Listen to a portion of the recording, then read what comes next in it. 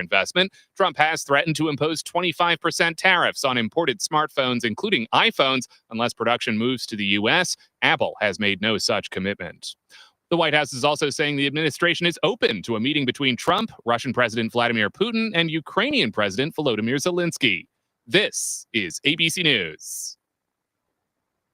A bomb scare today at a Chicago area hotel where a number of Texas Democratic lawmakers were staying. They've been out of the state for several days now as part of an effort to prevent a vote on a controversial new redistricting plan in Texas. ABC News spoke to Texas Congressman Mark Vesey, who met with those lawmakers who were temporarily evacuated from their hotel. They remain undeterred. I've spent the last 2 days with them. They are upbeat. They are ready to fight. And they are ready to stand up to this craziness that Donald Trump is making and ordering Greg Abbott to do. Texas Governor Greg Abbott is asking the Texas Supreme Court to intervene, and President Trump has said he could get the FBI involved trying to bring those Democrats back to Texas. Air quality alerts remain in effect for 8 states in the Northeast due to wildfires in Canada, though the smoke has been dissipating over the last day. I'm Mike Dubusky, ABC News. I love a day on the water with friends, but my moderate to severe plaque psoriasis sometimes holds me back. Now I'm all in with clearer skin thanks to Skyrizi. Risankizumab Riza, a prescription-only 150 milligram injection for adults who are candidates for systemic or phototherapy. Teaching music is my passion, but my active psoriatic arthritis can limit me at times. Now I'm treating my joint symptoms with Skyrizi. With Skyrizi, most people with plaque psoriasis saw 90% clearer skin at 4 months. Or if you are an adult with active psoriatic arthritis, Skyrizi helps you move with less joint pain, stiffness, swelling, and fatigue. Don't use if allergic to Skyrizi. Serious allergic reactions, increased infections, or lower ability to fight them may occur. Before treatment, get checked for infections and tuberculosis. Tell your doctor about any flu-like symptoms or vaccines. There's nothing like clearer skin. There's nothing like better movement, and that means everything. Ask your doctor about Skyrizi. Visit Skyrizi.com or call 1-866-SKY-RIZI to learn more. The views and opinions of the following show do not reflect those of WSMN, its owners, and/or associates. Welcome to the Common Sense Conservatives, a political discussion group about current events and other government-related matters every Wednesday evening from 7 to 8 p.m. Right here on WSMN 1590 AM, WSMN 95.3 FM, and streaming live on wsmn.live. Making sense of the inverted reality we are subject to every day, the Common Sense Conservatives are here to help bring you back to reality. Now, your hosts, Chris Wyatt, Todd McKinley, and John Gorman. Hey, hello, everyone, and welcome to the Common Sense Conservatives broadcasting on WSMN, second floor of the Masonic Temple in downtown Nashua, New Hampshire. Todd, how you doing tonight? Not bad, my friend. I'm here in Indianapolis, back yet again for another American Legion National Membership Conference, where I was last year whenever the Kamala Harris cabal took out Joe Biden over this weekend last year about this time.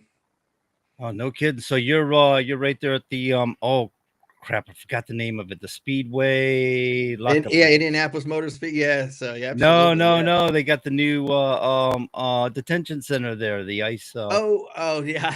I forgot what they nicknamed it. Chris, how you doing, bro? I avoid detention centers. Yeah, wise move. I was going to say that Todd has a significant upgrade in accommodation that's much sexier looking than his home studio. I think you should get a photograph of that and use it as your green screen in future. You don't like the American flag? How dare you? Already I love hates the American flag. I love the flags, but your studio, man. Look at that place. These like Gucci, man. I'm gonna have to join the American Legion. Look at the hotels they stay in. That place looks like the Ritz-Carlton. Oh, I should probably let me open up my window here. Hold on a second. I'm gonna do something here. We're gonna see how. Oh, look at this, man. Oh my goodness. Lifestyles of the rich and famous with Robin Lynch. And yet he was willing to spend some time with us, Chris. Oh, it's good. It's good when you spend time with the little people. I feel so special. No, but seriously. Anyway, I was going to say, John, and speaking of that, did I hear you correctly? You're in a Masonic temple? Yeah, well, it's a Masonic building. Actually, it does say Okay. Masonic Temple on it. But yeah, Okay. it is the Masons building here. In, All right, I'm just checking. I don't want any of that Richard Pryor freebasing. I mean Freemason stuff. It is right here on Temple Street, though. By the way, A little Temple in Richard Maine. Pryor. I think John missed that. Todd, you got it. He did. Yeah. No, I overlooked it. I heard you, but I was Okay. All right. So I was already got in my head about pointing out that it's on Temple Street here. You know, gotcha. Fair enough. Masons, Fair Temple enough. Street, you know. To answer your question directly, after all of that, I'm all right. I'm doing better than Democrats are. Listen, I think you guys know that somehow I've been unofficially anointed, kind of like the refugee guy for South Africa. I'm taking up a new calling now. I've become the refugee guy for the demon rats from Texas. I'll be going to Illinois this week to help them resettle in Illinois. Yeah, absolutely. That's where they're at right now, right? Trying to run The and hide. Democrats from the Texas state legislature, John, are you with me there? Yeah, I am. I was going to actually ask you, who called in the bomb threat? Where is that at? Illinois. They called in bomb threat at the hotel they were staying at. I told them not to do that. They never listen to me. Yeah, I guess Yeah. I don't know how they're gonna. I don't think they're breaking any laws technically, so I don't know what they mean by arrest, other than no different than a truant officer going after a child because he skipped school for the day. But Yeah.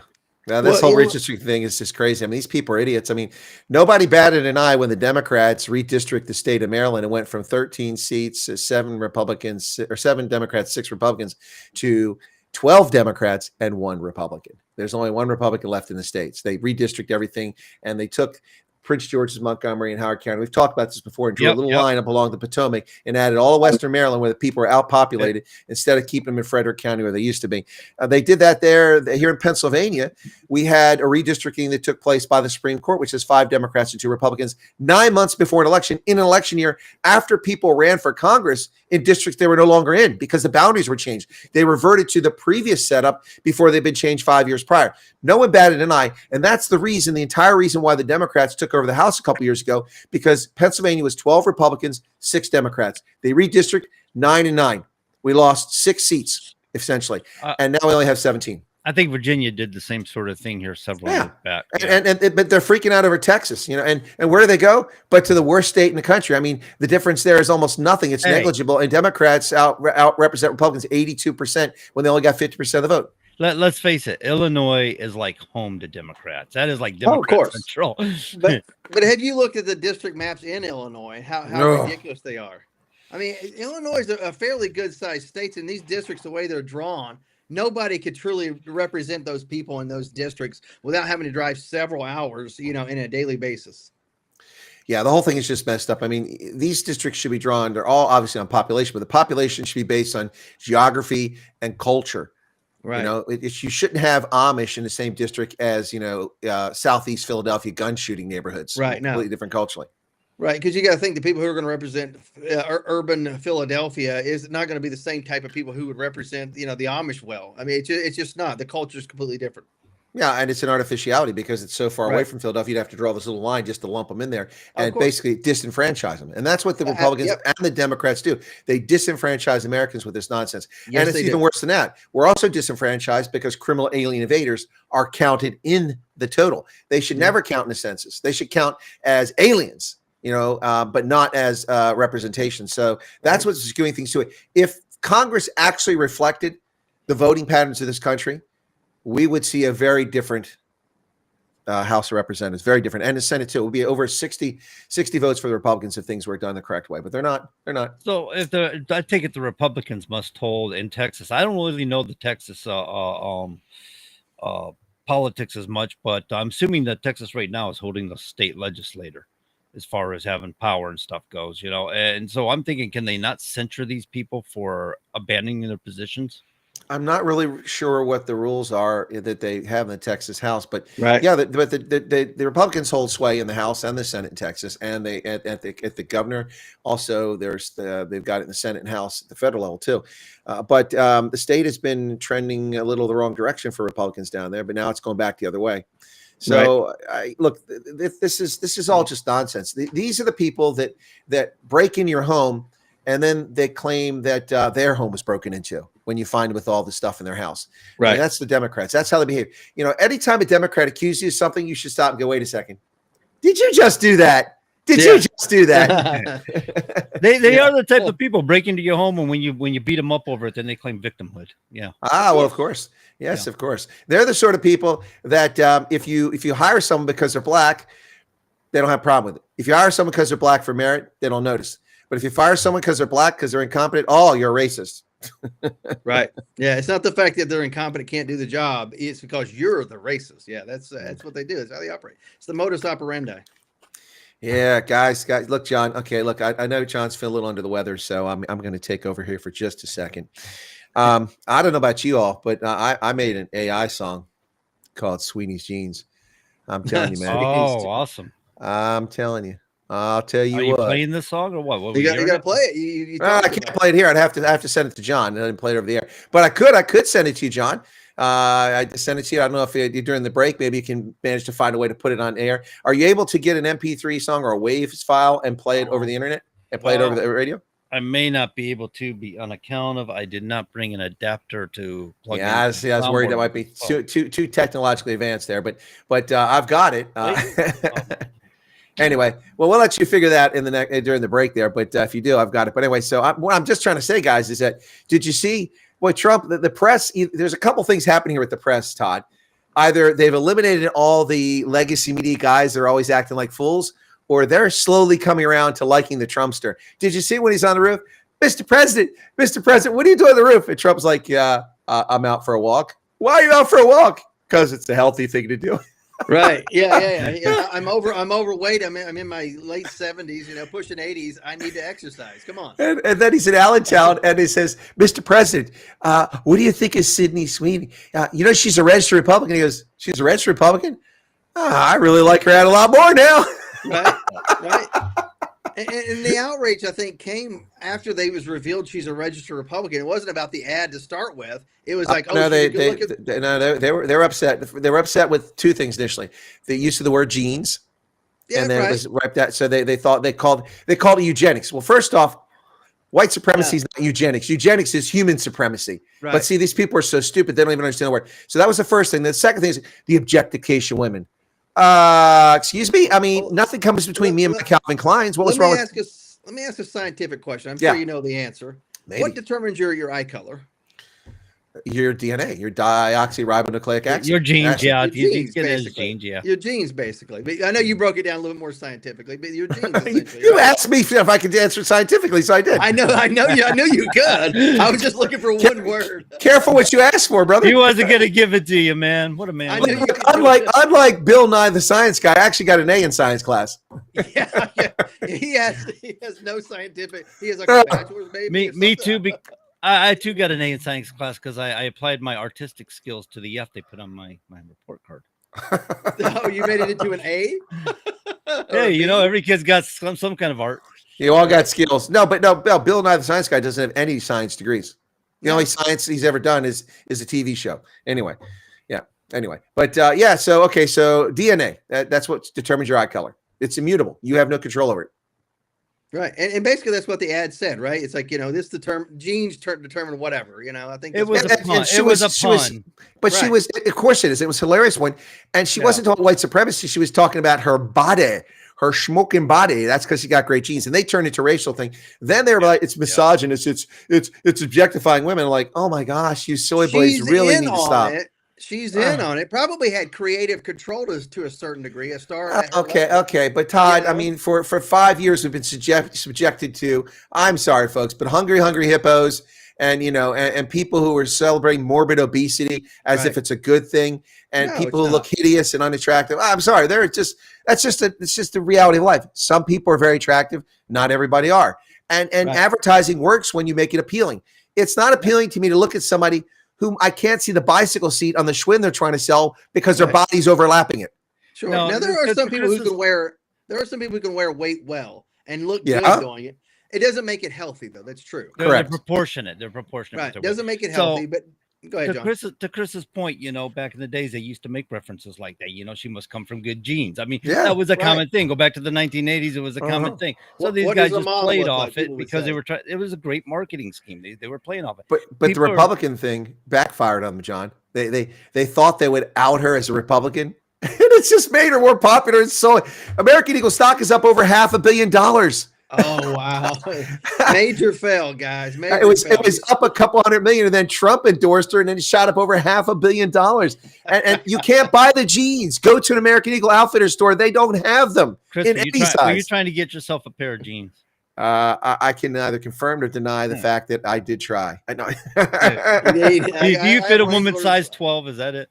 Dude, they make it for dudes too. They're not just for women. I'm being a wise guy here. I don't know what they make. I didn't go to the website, so I don't know. But. John still wears Lee jeans, by the way.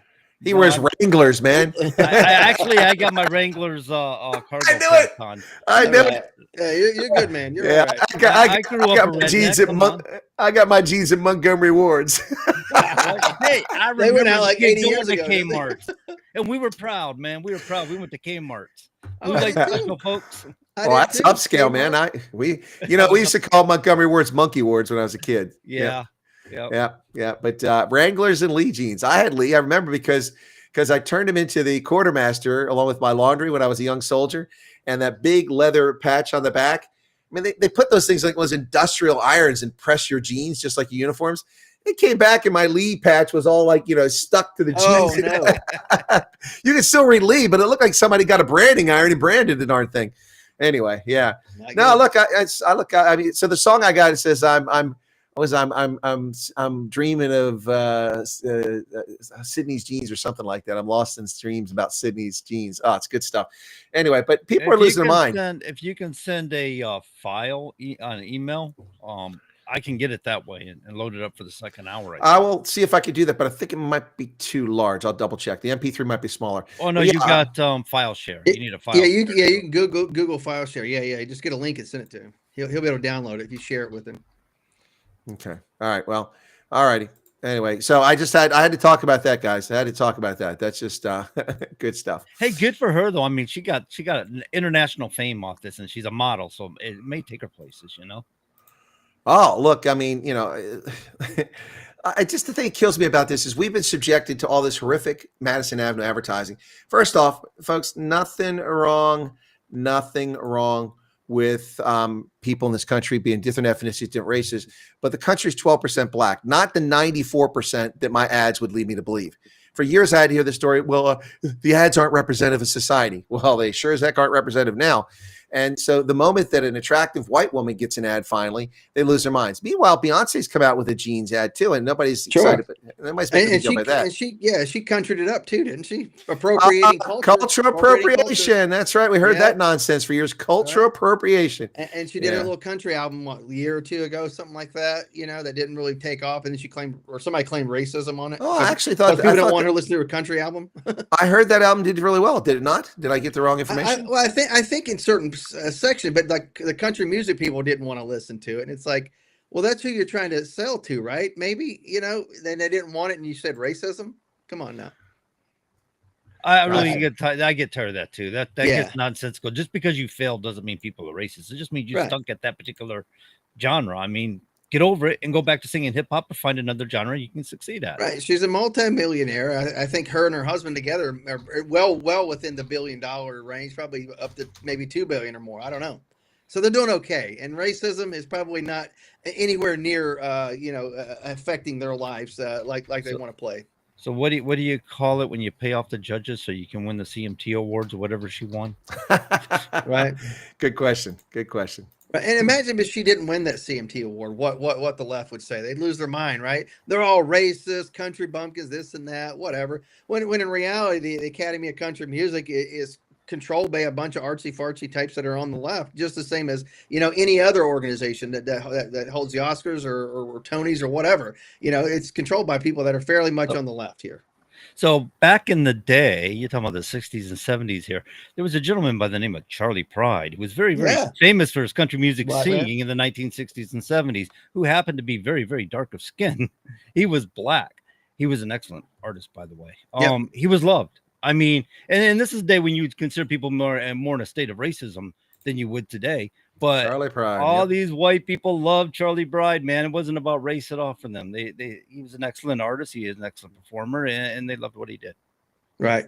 Oh, yeah. Bingo. Very true. Yeah, this whole thing just gets plain silly, though, man. Plain silly. It's just the way. Are you guys still there?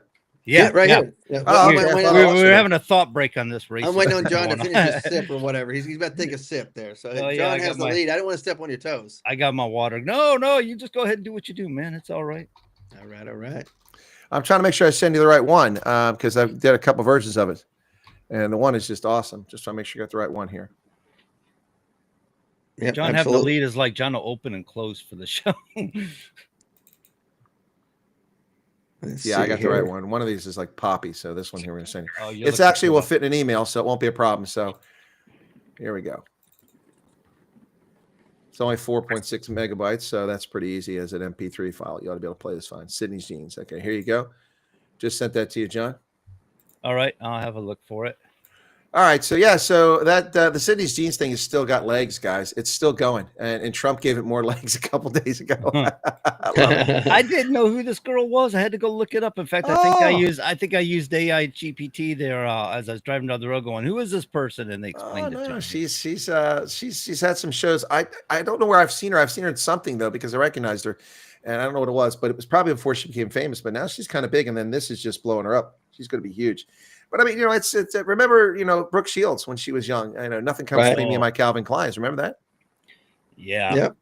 But and she as a child actress was exploited. I mean, greatly. I mean, basically did some light porno back in the day. Where that's just some sicko stuff. And all these artists that are big names today, A-listers, were right in the thick of all that. You know what I mean? But these people want to pretend like they have the moral high ground. I don't think so. Yeah, well, it's just silly the way they're behaving. I mean, but it's fantastic. It's I haven't seen this much excitement over something in the popular press since Jason Aldean's Try That in a Small Town. Remember that? Right. Oh yeah, that was awesome. Try That in a Small Town. I got on board. I mean, look, I'm not a country music person, but these people are turning me into a country music aficionado here. Love this stuff. Jason Aldean's song was just brilliant. I just wish we could play that on social media without getting strikes because it was good stuff, but you can't do that anyway. So That the only connection I know between genes and genes is Dr. Nathaniel Jeanson's research on 1,000 Genome Projects. Says Keith Alderson in the UK. He's listening in from Coventry, the UK today. So but that's just crazy stuff here. So the redistricting is big, Todd. I mean, they're losing their minds over that, but they completely ignore the hypocrisy of their own actions. They just neglect. They don't pay attention to it. They just gloss right over the fact that the irony and the hypocrisy of going to perhaps the worst redistrict state in the country where Republicans are basically cut out everything. See, this is the problem I have, Todd, with my audience is always talking about red state, blue state. In America, there's no such thing as red state and blue states. There are some states that are overwhelmingly red or overwhelmingly blue. Connecticut's overwhelmingly blue and Idaho's overwhelmingly red. But I mean, most states are 42, 58, and somewhere in that range in between, which is you take 5% from one, you give it to the other, and you're even. So it's crazy, or just basically even. Yeah, that's true. Yeah, most states are, there's a fair split in a lot of places. I mean, even in red districts in Tennessee, there's quite a few areas that have pockets of blue in it. And people understand that, but people generally get along because you're working toward a lot of the same goals. But when it comes time for election, people go vote the way they're going to vote. The next day, they're at church together, generally. Well, that's a good thing. You're going to church together. Right. Did you guys, there was an active shooter at Fort Stewart today, Todd. Did you catch that? I saw that. I saw there was maybe 5 people that were hurt or killed. I can't remember what it said if they were killed, but 5 people that were wounded. I heard were wounded, yes. And it was, when I was looking for it, they mentioned Fort Eisenhower. I'm like, what the heck is Fort Eisenhower? You mean Fort Gordon? That's Gordon, yeah. Yeah, they've renamed that before. They haven't renamed apparently back to that, so they're still sticking with these renames. I mean, I'm sorry, it's Fort Benning, it's Fort Hood, it's Fort Bragg. It is back to Fort Bragg now, by the way. It is right, yeah, but a different Bragg, not Braxton Bragg, yeah. Right. And Fort Rucker got named something after 2 Medal of Honor winners. They made sure one was white, one was black. Wow. I don't have a problem, changing the names from Confederate generals if you did it the right way but doing it the way that they did it, yeah, I'm sorry. I just didn't appreciate it. Have a process to redo it. Have the military have some sort of say in it. Have a contest, of who we want to name our post after. All right. I think John is ready here with the task. I think he pulled it off. I think I did. Let's see what we got. Here we go. You want to tease what it is, Chris? This is Sydney's Jeans. It's a tribute to the Sydney Sweeney jean commercial, and it's pretty good. It's country pop crossover.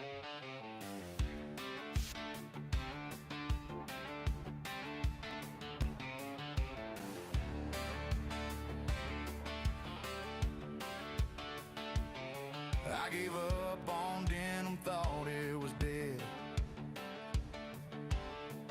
But Sydney's jeans turned my head. Faded blue with a reckless vibe, like a memory I can't untie. Sydney's jeans, so hot, so cool, making old rules feel brand new. I want a pair, I need them now. American Eagle, show me how.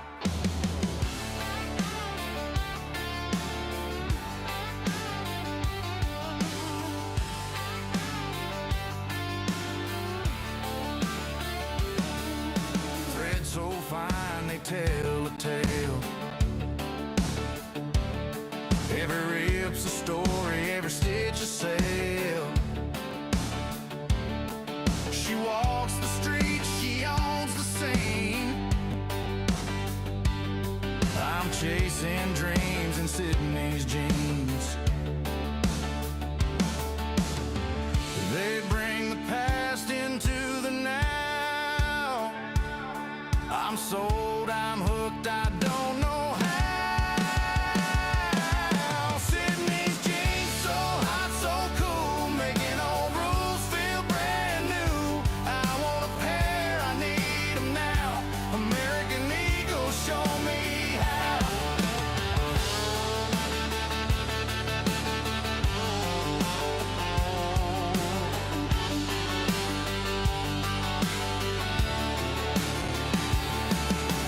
Blue waves crashing on my thighs, wearing the stars under open skies. Sydney's vibe is the fire I crave.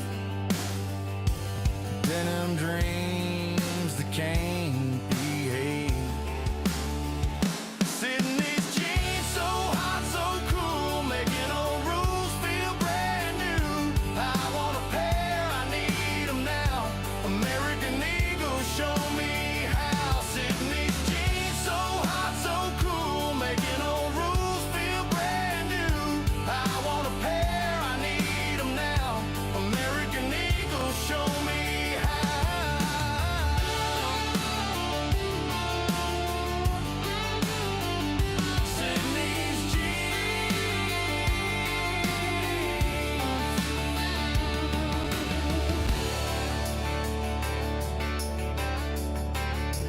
Sydney's Sydney's Jeans, a WSMN Radio Afterlife. So hot, so cool. I want to pair, need them now. No, folks, this is not the new country station. It's still the same old talk show, radio show that you're used to. What do you guys think? How was that? Not bad, huh? That was pretty good. Sydney's jeans. I thought it was excellent. Oh, you did that on the AI. I did. I picked the vocals. I gave it the theme. I put the keywords in I wanted for the lyrics, and I let the AI do the rest. And man, did that come out good. I gotta tell you, I should be walking around with a feeling of guilt because of all this years of being a true conservative here. I guess I don't know. Conservatives tend to be reluctant to accept new technologies as a rule, and I'm over here just thwarting technology. No AI, no this, no that. No AI is disingenuous. You can't use AI. This is ridiculous. This stuff is kind of cool. Yeah. Oh, it is. Look, I'm a rock rip conservative, but I've always been into tech. I mean, I've, as a conservative, I also did Dungeons and Dragons, kind of a geeky thing when I was in college. But the thing is that, I mean, tech is how we defeat the enemy. That's how we took ISIS out, That's, so. Oh, no, it's valuable. There's a lot of good uses for tech. The issue is, how does it get used? The misuse, of course. Yeah. Right. Responsible use. And of course, at the same time, embrace it to make your life better and easier. But don't use it for nefarious means, or at the same time, use it to just post stupid cat videos. There's a lot of great information out there, a lot of good stuff you can do. Stupid cat videos. That's been my issue all along with technology. Is I see it as a tool to strip people of their freedoms. Like you heard me talk about the ELD. And it's not just the ELD. No, but it's also a tool where they're violating people's rights. So it's getting to be an issue in society where people are like, sorry, guys, you're telling me technology. I have a phone call. There's a Nigerian prince calling me right now. You better give him everything Were he you wants. trying to wed you or wed your sister? No, it's one of the early tech scams. Nigerian princes. They Yeah, send you the right. emails and they call you and everything. So they're not really Nigerian princes. Right. Anyway, yeah. So, So yeah. still waiting no, on- but I'm still I waiting on all just that money, though. I just got to tell you, I embrace technology when it offers people more freedoms. You know what I'm saying? That's kind of what it does for Chris right there when he made that song. It's given the ability. He wouldn't done it so otherwise. If he's like me, he's really challenged with a guitar. Well, I'm challenged with any musical instrument. I Yeah. mean, when I was a kid, I tried to learn percussion, and I was the only one learning it, and I had to learn it in the boiler room of the elementary school. I was like, I talk about being dissed. Everybody else is upstairs in a band room, and I'm down there in the boiler room. Didn't want to hear that racket. Yeah, I couldn't learn the sheet music. I can't sing to save my life. Now, hey, before puberty, I was in the church choir, and I had an angelic voice, but things changed. And they didn't change deep enough, so I didn't quite get that Luther Vandross deep voice. Otherwise, but yeah, but I mean, Barry White going on here. Oh, Barry White, there you go. No, I got more of that Weezer sound. I had the ability to learn it. I just never stuck with it, and at one time I was reading sheet music, but I just never had. You know, when you're in high school, middle school, and they're teaching you guitar, and it's dumb music. It's not the music you want to play, right? You're listening to Ozzy Osbourne going, yeah, I want to rock out with that. And you over here with this little, Blow the Man Down or whatever, these like folk songs or something. That's like, oh, this crap. I don't want to hear this. I don't want to play this. Well, you mentioned Ozzy, man. I'm going to have to get a calendar out. I mean, this sound morose, but we're going to have to get a calendar out and put the funeral watch. I mean, every time you turn around, a famous celebrity's dropping like a fly the past 2 months. Yeah. My goodness. Who just went recently the other day? Lonnie Anderson. Yes, Lonnie Anderson. 79. Good. First off, she was 79. Wow. I'm sorry, guys, but I mean, WKRP, it doesn't seem that long ago. Apparently it was. Yeah, about 50 years almost, right? 45 years ago at least. Good About 79 gracious. to 80 and 78 is when it came out. I think. 78, 82. Yeah. Wow. So- That was my high school years. That was my high school, WKRP. Yeah, well, that was a great show, man. There's hands down. That was a great show. There was a movie Les called Nessman. You remember? He was Soap? great. God is my witness. I thought We're gonna do the turkey drop. yeah, turkey drop. That was the other guy. Les Nessman was down there. Johnny watching Fever? them fall- Les Yeah. Nessman. Here's Les Nessman on his roving He was reporter. watching them fall out of the. The humanity. Remember, he rode around on a moped. That's all they could afford to get him was a moped. Yeah. Oh my goodness. They No, had but a reboot- they had a reboot several years later, though. Really? think. I didn't know that. Yeah, and it didn't last maybe like a few shows. And I watch these YouTube videos. It's like a spin-offs that you never knew happened. And that was one of them. It was a WKRP spinoff. It had a few of the original people on there. Only lasted a few episodes because it didn't take hold. Well, it Didn't kind of know ran about its course, right? I didn't know about it, but yeah. Hard to recreate them sometimes. Right, like Andy Griffith's show, they had Mayberry RFD, which you're not going to recreate the magic of the original. So why try? Just let it go. Yeah, most of those reboots just don't work. After MASH, they tried that one. That was pretty lame. I mean, the Munsters have been rebooted how many times? Didn't know that. Now the Addams Family works out because you can do movies, and now you got musicals and all this other stuff that kind of plays into that favor. They did it right, I think, in bringing that back.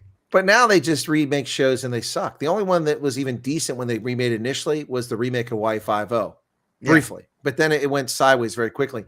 But that was pretty good to start. But they're doing MacGyver. This isn't believable. This MacGyver they come up with, and they do the Enforcer. They've redone it twice. I mean, they had a couple different actors now. What's her name is doing it? It doesn't make any sense. It's supposed to be some English dude being the Enforcer. Anyway, yeah. It's just anyway, whatever. But we're off the politics. We got onto popular culture. It's so easy to do because the city's genes. All right. So genes.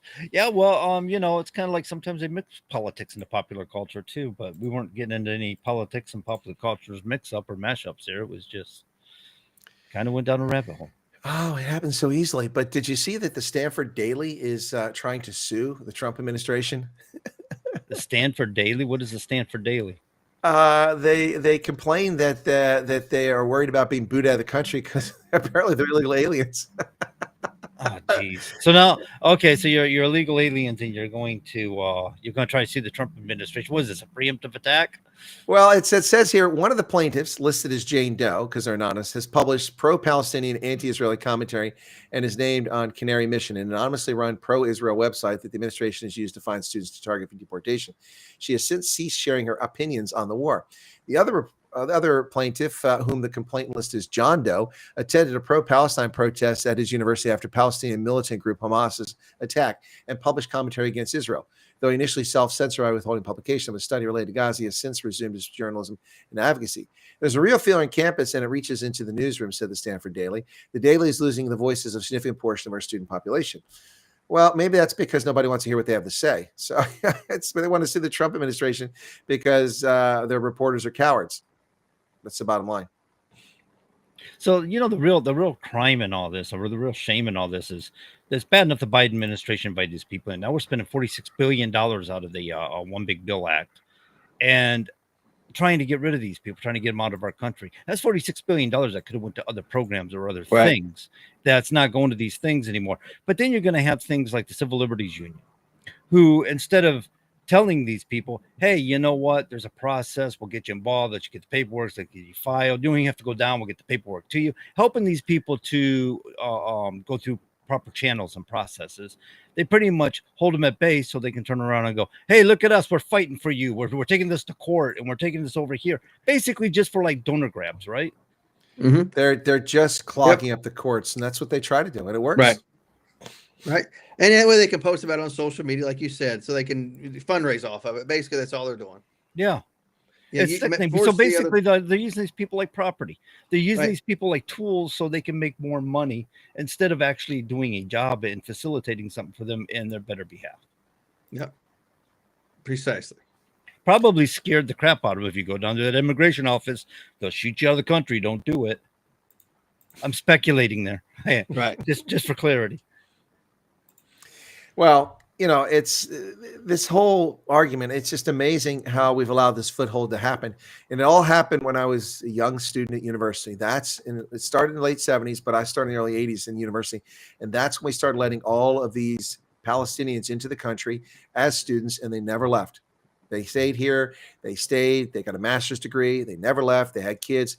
And now their offspring are the most ungrateful Americans you could ever possibly find, who hate America. And for what reason? And where do they get this garbage from? We allowed their parents to come here. They were stateless, and we gave them education and let them stay here and build a life and let them be born in this country. And their way they repay us is to act like this. Yeah, entitlement, all right?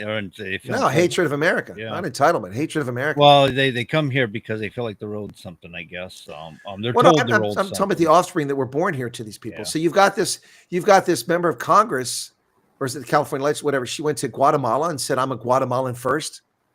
She hates America. Did you guys follow this story? Yeah, I heard it on the radio coming in. Well, why don't you just stay there and make it as good as you possibly can? Because apparently you've ruined California, maybe you can do something there. Maybe redeem yourself in Guatemala. So here's the interesting thing about the left is if you take a country like, say, Venezuela, where a lot of these people are coming from, Venezuela used to be a republic. Mm-hmm. And then they start turning into a Democrat socialist nation, like the left is trying to do here in the United States of America. And like almost all Democrat socialist nations, it's just a segue to become socialist, which it did under Chavez, right? Sure. And now they become extreme authoritarianism. It's become inhospitable to the residents there, and they're trying to flee the United States of America to do what? To create a Democrat socialist nation. It's stupid beyond belief. Right. Look, this is Delia Ramirez, Illinois 3. That's her district, Illinois 3, and her banner says #SaveAsylum. And then she actually went to Kristi Noem's office on May 16, demanding she resign, hand her letter, resign. I think you need to surrender your American. She's an anchor baby, by the way. Both her parents are criminal alien invaders who invaded this country, and she was born here. And she becomes a member of Congress. And she goes and she says that I'm a Guatemalan first. Well, then go to Guatemala. You were born here. Right. I'm not a German, Irishman, or a Viking first. I'm an American. She needs to be censored by the House. Well, to me, isn't she showing fealty to Guatemala versus America, right? She obviously doesn't want to be American. These people hate our country, and they're allowed to be members of Congress. I'm sorry, I've had enough of this nonsense. Same with Ilhan Omar, and same with Rashida Tlaib. She's the offspring of Palestinians we let stay in this country too. Unbelievable. This is the gratitude we get: is they destroy America from within and turn us into the failed countries that their parents came from. Yeah. Yep, Omar actually openly stated she's here for Somalia first. She's here to protect Somalia. She said that. She's in office, she will work to protect Somalia. That's Yeah. all her intentions are. And this is the problem we have in the United States of America is people want to migrate here. And I come down on Islam a little bit about, coming from Islamic nations, because a lot of these people in the Mideast want to conquer. They said they're going to conquer all of Europe. And now you got these people floating boats. I don't know if they're Muslims or not, but they're floating boats into places like Spain and Italy and Greece and unload these boats onto their society of people, I can understand, some people that want to flee a crap country or an asshole country, as Trump called them. I can understand people wanting to flee there, right? But then all of a sudden we have all these people that want to make our country what they just fled. I mean, I don't quite get that. These are the people that we certainly want to get out of this country first, and then the rest of the people that just kind of stayed here or overstayed visas, send them packing next. But there are probably many good people amongst those illegals that are lumped right in there. And I'm not saying that they should be in this country, but those should be the last ones that we kick out of the country. We kick out the bad actors first that want to turn our country into the crap that they left. It's like New Hampshire here, right? New Hampshire is more of a conservative state next to liberal states. And these people leaving these liberal states because it becomes too costly to live in these states. And they go, I love New Hampshire, man. There's so much more freedoms here and the cost of living is more affordable. This is great. But I miss these social programs. It's like, what you wanted the social programs? Why don't you just go back to where you came from? Don't ruin New Hampshire. Right. But they want the familiarity. And they always think they can do it over, but they'll do it differently this time. Or they'll do it right this time. They'll do it a new way. And it doesn't work. Yeah, the socialist programs means money into their own pocket one way or another. I mean, for sure. Gert Gilch, yes, we can see your chat. Yeah, I think somebody, I don't know if he was trying to get because we're sitting there talking. Sometimes we don't necessarily read all the chat or comment on the chat, but we can see it. Oh yeah, we see it. And whenever there's something that needs to be discussed, we'll comment on it for sure. Oh, I see. Keith was saying the foothold is set up with the global compact for migration for most UN countries have signed up for, as far as I can see, probably backroom deals. Biden's millions were passed through several. Yes. I agree that this is not a domestic problem for the United States. This is an international problem for everybody. And it seems to be some sort of leftist socialist movement. And that's what they do. That comes out of the playbook, doesn't it? Yep.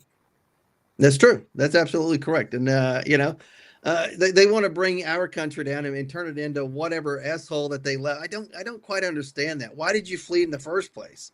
Just stay where you're at. You have your socialist utopia, right? That's what you want. Just stay where you're at. Yeah, they're cracking the whip on your back daily. What more could you want? I mean, they keep you down. And the thing about it is socialist ideals that's exactly what it is. Keep people dumb and keep them hungry. Because stupid people can't fight back and they're too hungry, they're going to be compliant, and that's what you see from authoritarian nations. That's what they do. They don't educate they keep you hungry. Well, they also create chaos and havoc. And then what people do, they clamor for somebody to fix it. And well, who can fix it? Well, government can fix it. Mm-hmm. We're in power. Give us the authority. Give over your freedoms. Give over your liberty. We'll fix all these problems that, mind you, we created. And then all of a sudden, all those freedoms and liberties you gave over, you never get back. Now all of a sudden you're reliant more on the government, or you're going to be thrown in some sort of gulag that they set up to try to correct the problems, which, mind you are the problem if you oppose them. So they create dependency on the state or the government. Right. Yeah, absolutely. Yeah, no, it just amazes me that we tolerate this. That one of the secrets to America's success was the integration of peoples. That doesn't mean the elimination of culture. I mean, look at how our culture has been enriched. In the Southwest, the old Southwest, we have people who celebrate cotillion. That's a tradition that came over from old Mexico in the Spanish. And Anglos even have cotillion for their daughters. And then we have, of course, kindergarten throughout the country, which the Germans brought to us. Our brewing tradition, although it was destroyed by prohibition, we lost all our good breweries, and all we have now is crappy carbonated beer. But except for craft breweries, that made a nice comeback in the past few years. Yep. But I mean, so many things in our society are things we've adopted from other cultures and made our own or contributed. And those families who came here, those people who that was important to their progeny, inculcated those values and those norms, those cultural traits in their progeny, and it remains with them to this day. And but the key was to accept the norms, mores, and values of the society, adhere to the laws, don't form ghettos, and demand that the society you come to conform to the broken place you came from. If Right. we had done that, this place would be just a balkanized society. They're trying to balkanize us now. And these people are trying to balkanize us, either need to assimilate or get out. Yeah, and everyday Americans should stand up to this instead of saying, "Well, I'm afraid I'll be reprised against." So they don't say anything. Well, there's going to be a point where it's not even going to be a reprisal. They're just going to come and perform direct action against you, and you're not going to like it for sure. Then you're going to be like, "Well, where's everybody else at?" Well, everybody else is like, "Well, I don't want them to come do that to me, so I don't want the reprisal." So they won't stand up for you. So then it's the next family, then it's the next person, and so on and so on. And then it gets to the point where it's like, "Well, who's going to stand up for us?" It's like, "Well, there's nobody left, right?" I know I'm paraphrasing what other people have already said, but it's essentially what it is. Yeah, it's not hard to figure out the secrets of our success. I mean, early on, one of our great advantages is we were distant shores, so we weren't subject to invasion by our neighbors right next door in Europe or Middle East, which is what others had to deal with for centuries. But beyond that, we had natural resources, we had open space, we have fertile land. We have a diverse population from origins and beliefs, and all that made us stronger. But now people trying to come here and turn this into the broken place they came from, whether it's Somalia, the Democratic Republic of Congo, Russia, Iran, you take your pick. That's not the way things are. I mean, there's the Iranians, the Persians came here and became such an integral part of America that most people don't even know who they are. Catherine, what's her name? That was Catherine Bell from JAG. She's Persian. Most people don't even know that. A lot of Persians out there, a lot of actresses and a lot of actors, a lot of successful lawyers. Georgians came here, Armenians came here, and been very, very successful, but they became Americans. Oh yeah, and for people to just grasp onto this stuff and hold on to it to the detriment of American society. If you don't want to be American, then leave. Yep. Well, I was in the Army with a guy whose grandfather came in. They moved to Dearborn, Michigan, worked in the auto industry. And he married a white woman, and you wouldn't know that his grandfather was from his Persian. You wouldn't know that at all. I mean, he just looks like anybody else. I mean, his skin's a little bit darker, barely. But I mean, that stuff aside, the point I'm trying to make here is that whether you're black, white, or brown, Christian, Muslim, or Jew, it doesn't matter. You became American. Right. That's what people became. Now people don't want to become American. They want us to be forced their culture on us that was broken. That's why they came here in the first place. Well, they want to treat us like a doormat. They want to walk all over us for their own greater benefit, use us for what they can get out of us, and then just do what they do. And the leftists want that to be the way of the world. That's what they want. They expect us to bend over. And if you don't, you're a white supremacist or a racist, which is utter nonsense. Utter nonsense.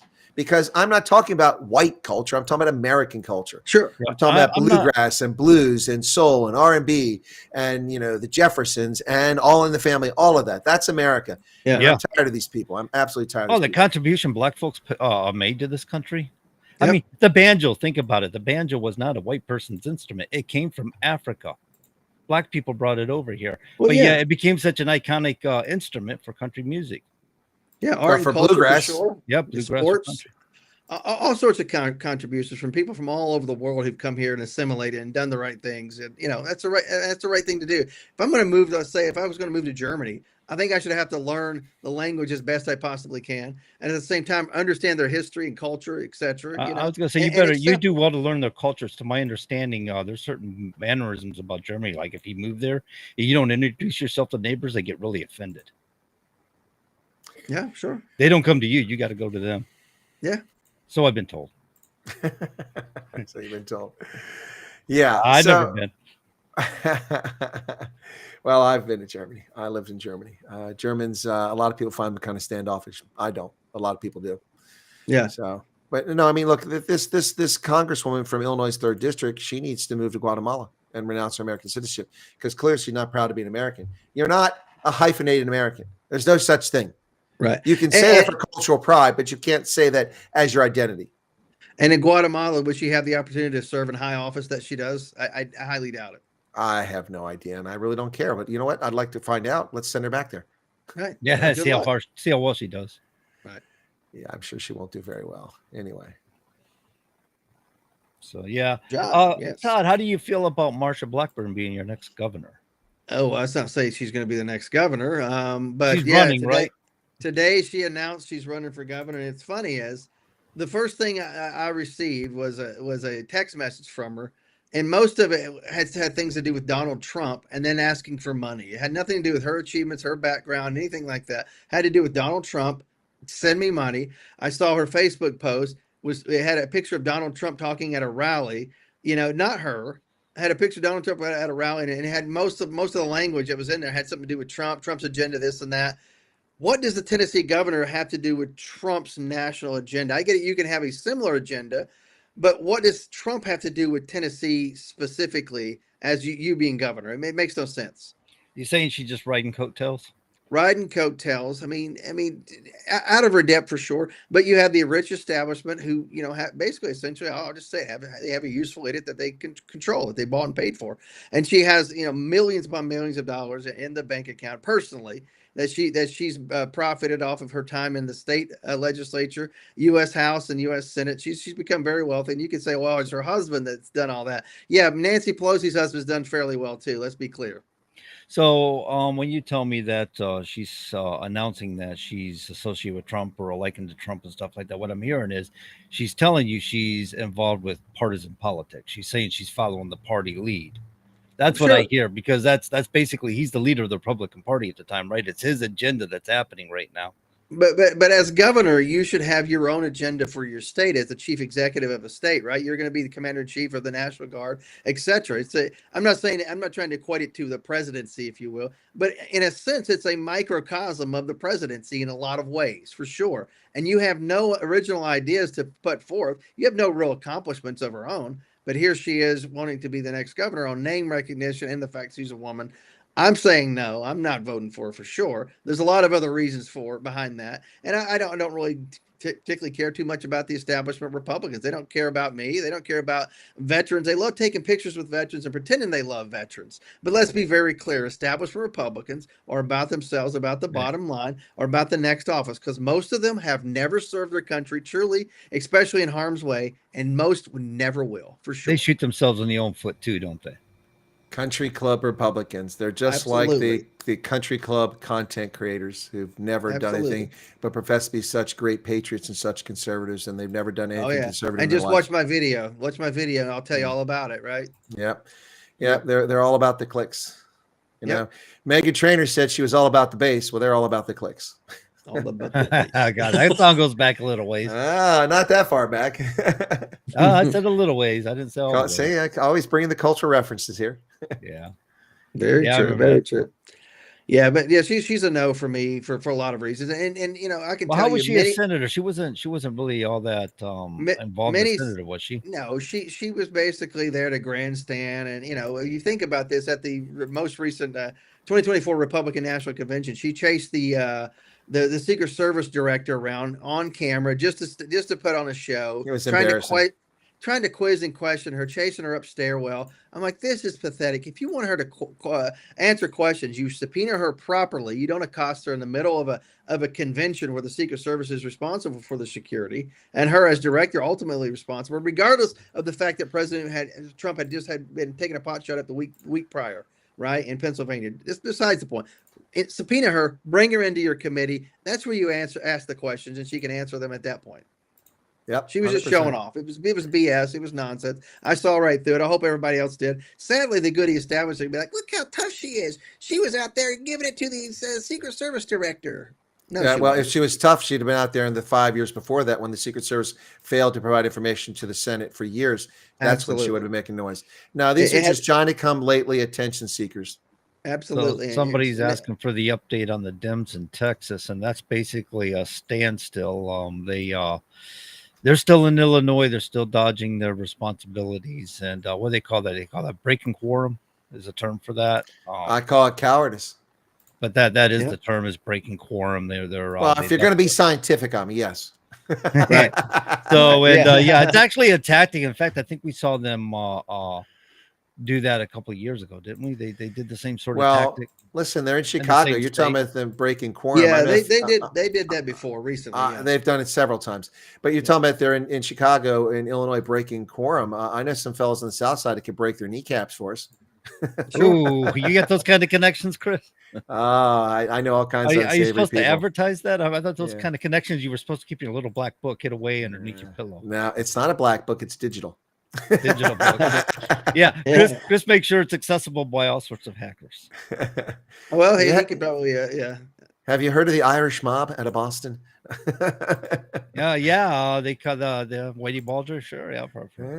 Anyway, no, but just kidding. Seriously, no, these people are just useless. They're supposed to be representing people in Texas, and instead they're hiding in the worst gerrymandered state in the country. If you're representing Texans, here's what you should do: go to Austin, go to the state legislature, go into the Capitol, go to the well, and argue your point, debate it. And if you lose, you lose, but allow the people to decide at the next election what they want. That's what you do. You don't run away to another state to hide because you're too afraid to actually face the music in your own state. You were elected to stand there and stand up to Republicans, and Republicans were elected to stand up to Democrats. That's the way it is. We have a good adversarial system that works. If you debate, if you run and hide, it can't work. It breaks down. Well, that's a fair statement. But they know they've lost, and the ridiculousness about this is you can break quorum all you want to, but at the end of the day, can't they just table this until they come back, and then they're still going to have to vote on it anyway? So basically, they just showed the hindquarters. But it's also, to my understanding, some of these guys, according to Ken Paxton, might be facing charges because they used campaign funds or some sort of funds that they weren't supposed to use for this effort. So they could be charged for that. Did you notice, John? Every one of the Democrats was interviewed on TV. Not one of them has a Texas accent. Not one of them. Of course not. They got Midwest accents. They got California accents. They got Northeast accents. These are supposedly members of the legislature for Texas. Look to me like a bunch of carpetbaggers. Texas is the biggest growing state in the United States right now for industry and stuff, which means people are going to migrate there for work. They should be in the legislature 5 minutes after they arrive when they're leftists. Right. Also, when you ruin a state like California and need to flee because you can't afford to live anymore, the fact that you make about $80,000 a year, but you can only afford to live in a tent on the streets, on the sidewalk, because you can't afford an apartment, you tend to move out of that state and go somewhere else. And Texas has been a pretty good landing point for them. So they're going to ruin yet another good state. Well, they ruined Idaho. They tried. Anyway. Idaho's still pretty good, but Billy will tell you, and I'm sure he's listening right now. He'd probably love to chime in and tell you about it too. Idaho has had their problems with these leftists moving. I know. That's why I said they ruined it. Coeur d'Alene used to be heaven on earth. Now it's kind of quite frustrating. Speaking of Idaho, I'll be out in Idaho late September. Oh, no kidding. You going to stop by and pay our friend Billy Painter a visit? I will see if I can make that happen. I'll be out there filming a documentary. No, really. What's it about? If you could tell us, or is this a gray alien situation you can't talk about? No, I think this was the is this a South African migration? It's not the migration, but it is a South Africa story. That's correct. The migration might play a minor role in it, but that's not why I've been invited to participate in this. But it will be talking about South Africans in the U.S., but not necessarily the refugee thing, and also what's going on with South Africans in general. So I'm looking forward to that. So, Todd, did you allude to space aliens or something? Yeah, I don't know why. I don't know why. Well, that would be Nevada, man. No, I know. I just thought, since he worked in the CIA, remember, he was a deep black cover operative guy, doing stuff with the aliens. I don't know. CIA people can spread that rumor around everybody. I could use that money, man. He used to work on the space station. We had our circling Mars, right? That's where you were stationed at, right? Mars orbit. No. I keep hearing these clicks from Chris, and I'm thinking he's going through his stocks going, yep, I'm in the money. I'm buying shares of American Eagle Outfitters right now.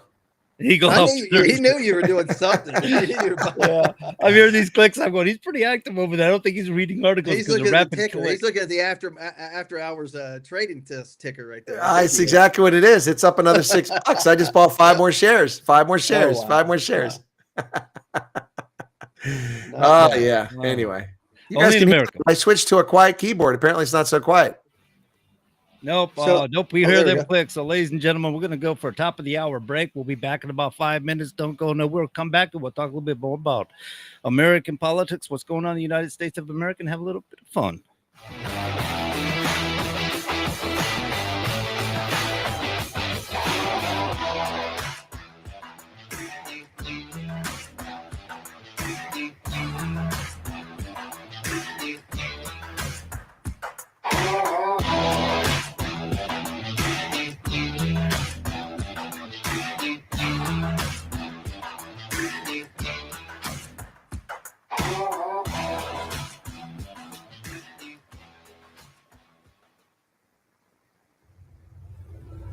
WSMN 1590. WSMN 95.3 FM Nashua. Listen, watch, and stream at wsmn.live. ABC News, I'm Chuck Severson. President Trump announces that Apple has committed to investing an additional $100 billion more in tech operations in the U.S. for a total of $600 billion. This is the largest investment Apple has ever made in America and anywhere else. Alongside the president at the White House, Apple chief Tim Cook. President announcing a 100% tariff on computer chips and semiconductors made outside the U.S., but not for companies about to or in the process of building U.S. factories. U.S. Army sergeants accused of shooting and wounding 5 other soldiers, co-workers, at Fort Stewart, Georgia, say base officials. He's Sergeant Cornelius Radford. The man accused of fatally shooting 2 staff members of the Israeli embassy in Washington outside a Jewish museum has been indicted on federal hate crime charges, say court documents. Health regulators warn about safety issues with 2 Boston Scientific heart devices linked to injuries and deaths. This is ABC News. Officials are calling it a record-breaking sports memorabilia heist. A retired Miami police officer has been arrested and now faces federal charges after authorities say he stole and sold millions of dollars worth of official Miami Heat memorabilia, believed to be the largest sports theft ever. Investigators say 62-year-old Marcos Tomas Perez, a 25-year Miami PD veteran, worked as a security officer for the Heat from 2016 to 2021 and used his arena security clearance to access an equipment room in the Kaseya Center to steal more than 400 game-worn jerseys intended for a future team museum. ABC's Andrew Dimbert. The prize money for the U.S. Open will rise to nearly $85 million across all competitions this year. That includes a record $5 million each to the women's and men's singles champions. The Open starts later this month. Beach patrol captains along the Delaware coast reporting a dramatic increase in jellyfish activity and stings. Fenwick Island State Park recently reported 92. Chuck Severson, ABC News. Texting enrolls you into recurring automated text messages. Consent not required to purchase. Message data rates may apply. Hey, Dan, how you doing? Haven't seen you around the gym for a while. Yeah, I've really fallen off. Since I turned 40, I just don't get the results I used to get. Could be lower testosterone. Lower T? Yeah, I went through it a while back. Once you hit 40, your body has less free testosterone. I got Nugenix Total T, and it's made a huge difference for me. I've seen that ad on TV. Is it for real? Oh, yeah. The key ingredient is something called Tesnor, which helps boost free and total testosterone levels to help you trim up and stay lean. And it's made a difference for you? Man, I feel like I'm in my 20s again, at work, in the gym, and in the bedroom. Are they still giving out complimentary bottles for people to try it for themselves? Yeah, you just need to send them a text. Text ALL to 321-321 right now for your complimentary bottle of Nugenix Total T, the #1 selling testosterone booster at GNC. Plus, text now and we'll include a bottle of Nugenix Thermo, our most powerful fat incinerator ever, to help you get back into shape fast. Absolutely free. Text ALL to 321-321. That's all to 321-321. Continuing the legacy started in 1904, Roger Pellerin of Gate City Monument Incorporated continues to provide the same high-quality monument, custom headstone, and stoneworking craftsmanship today that they built their reputation on over 100 years ago, servicing Nashua, New Hampshire, as well as nearby areas in Massachusetts, such as Lowell, Billerica, Chelmsford, and beyond. From creating custom monuments to memorialize, to landscaping and granite work or restorative services, each job is done to your satisfaction and is backed by decades of experience and integrity. If you're thinking about stonework, think Roger Pellerin of Gate City Monument. Visit online at gatecitymonument.com. Stop by and meet Roger at 321 West Hollis Street in Nashua, or call 603-883-7141. That's 603-883-7141. Gate City Monument, memorials of distinction for people who care. All right, ladies and gentlemen, if you're just now tuning in, you're listening to the Common Sense Conservatives right here, WSMN 1590 on your AM dial, 95.3 on your FM dial, and you catch it at wsmn.live. Gentlemen, we're in the second hour here. Have you heard the case about big balls? What? Hello? No. Can you say that on the air?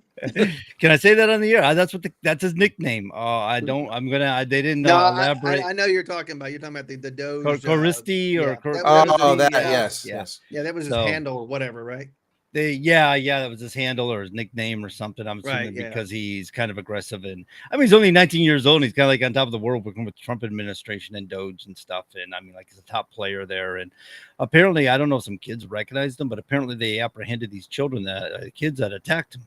What was it, Sunday night or here Right. recently? And I believe one of them shot him with a BB gun, and they were talking about carjacking, taking his car and stuff. And but I guess it was thwarted because Metro PD showed up. They come in the middle of it. They saw it happening, and they arrived, and the kids fled. Huh. So they did manage to locate them and arrest them and charge them for their crimes. And We'll see how far that goes, though. Well, especially Well, with they're just minors, especially so with the mayor there. Yeah, they'll do some slap on the wrist, a little tippy tap. You guys run along, no problem. Blue Act still got their fun going for bailing people out of jail and stuff, or Act course they Blue do. rather. Act Blue, yeah. Yeah, pathetic. These people should be put away for a good period of time. You know, they didn't kill the kid, thankfully, but I imagine if the police didn't show up, they probably could have done some real damage to him, because I saw his head. He got some major punk knots, and you know, it takes one hit to the head. You hit the wrong way, concussion goes sideways, and you could kill you for sure. Yeah, I watched it happen. I Yeah. literally saw that happen with kick to the Yeah. head. It was a martial arts tournament, but Yeah, I watched that guy perish right in front of me. I know a guy who got a TBI, just hit his head and like thought it was no big deal, had a light headache, and then overnight died. Yeah. Wow. Yeah. Yeah, it That's happens. crazy.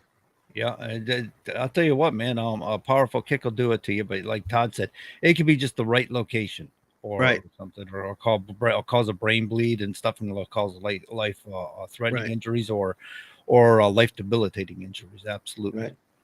Because No you may joke. just think you're having a headache and not really understand what's going on, and your brain's bleeding internally, and you pass away. That's it. That's game over. There's no coming Yeah. back from that.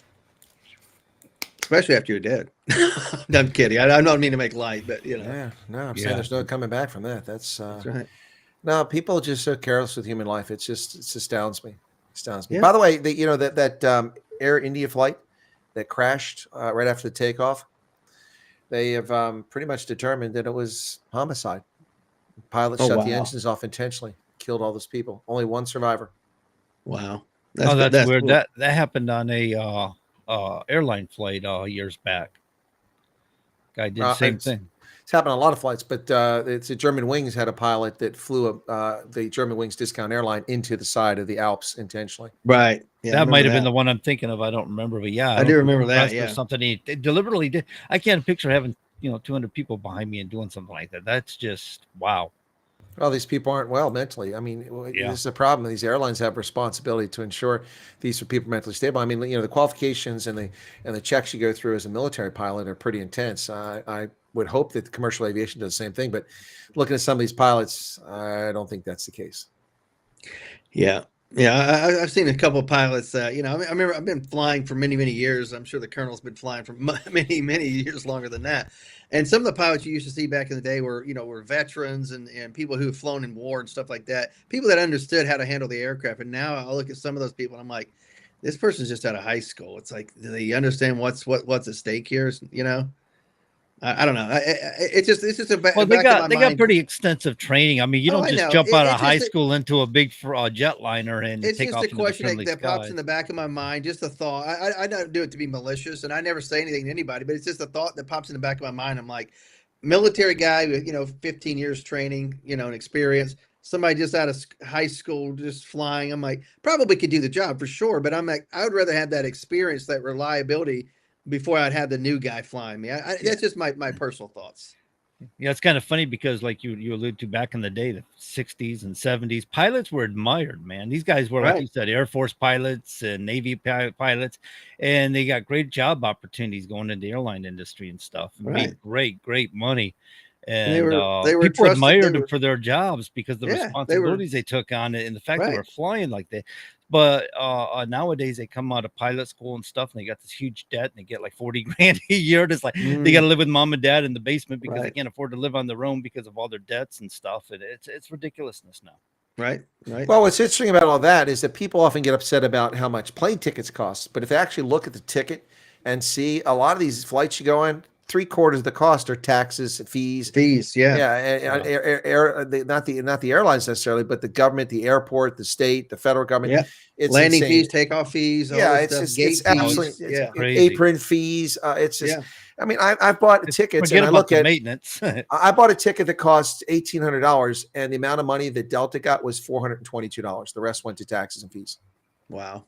Well, when you look at the cost of flights these days, I remember back in the 70s, you might have a flight flying. Like my father, I think it took a flight from Florida to Nevada and back.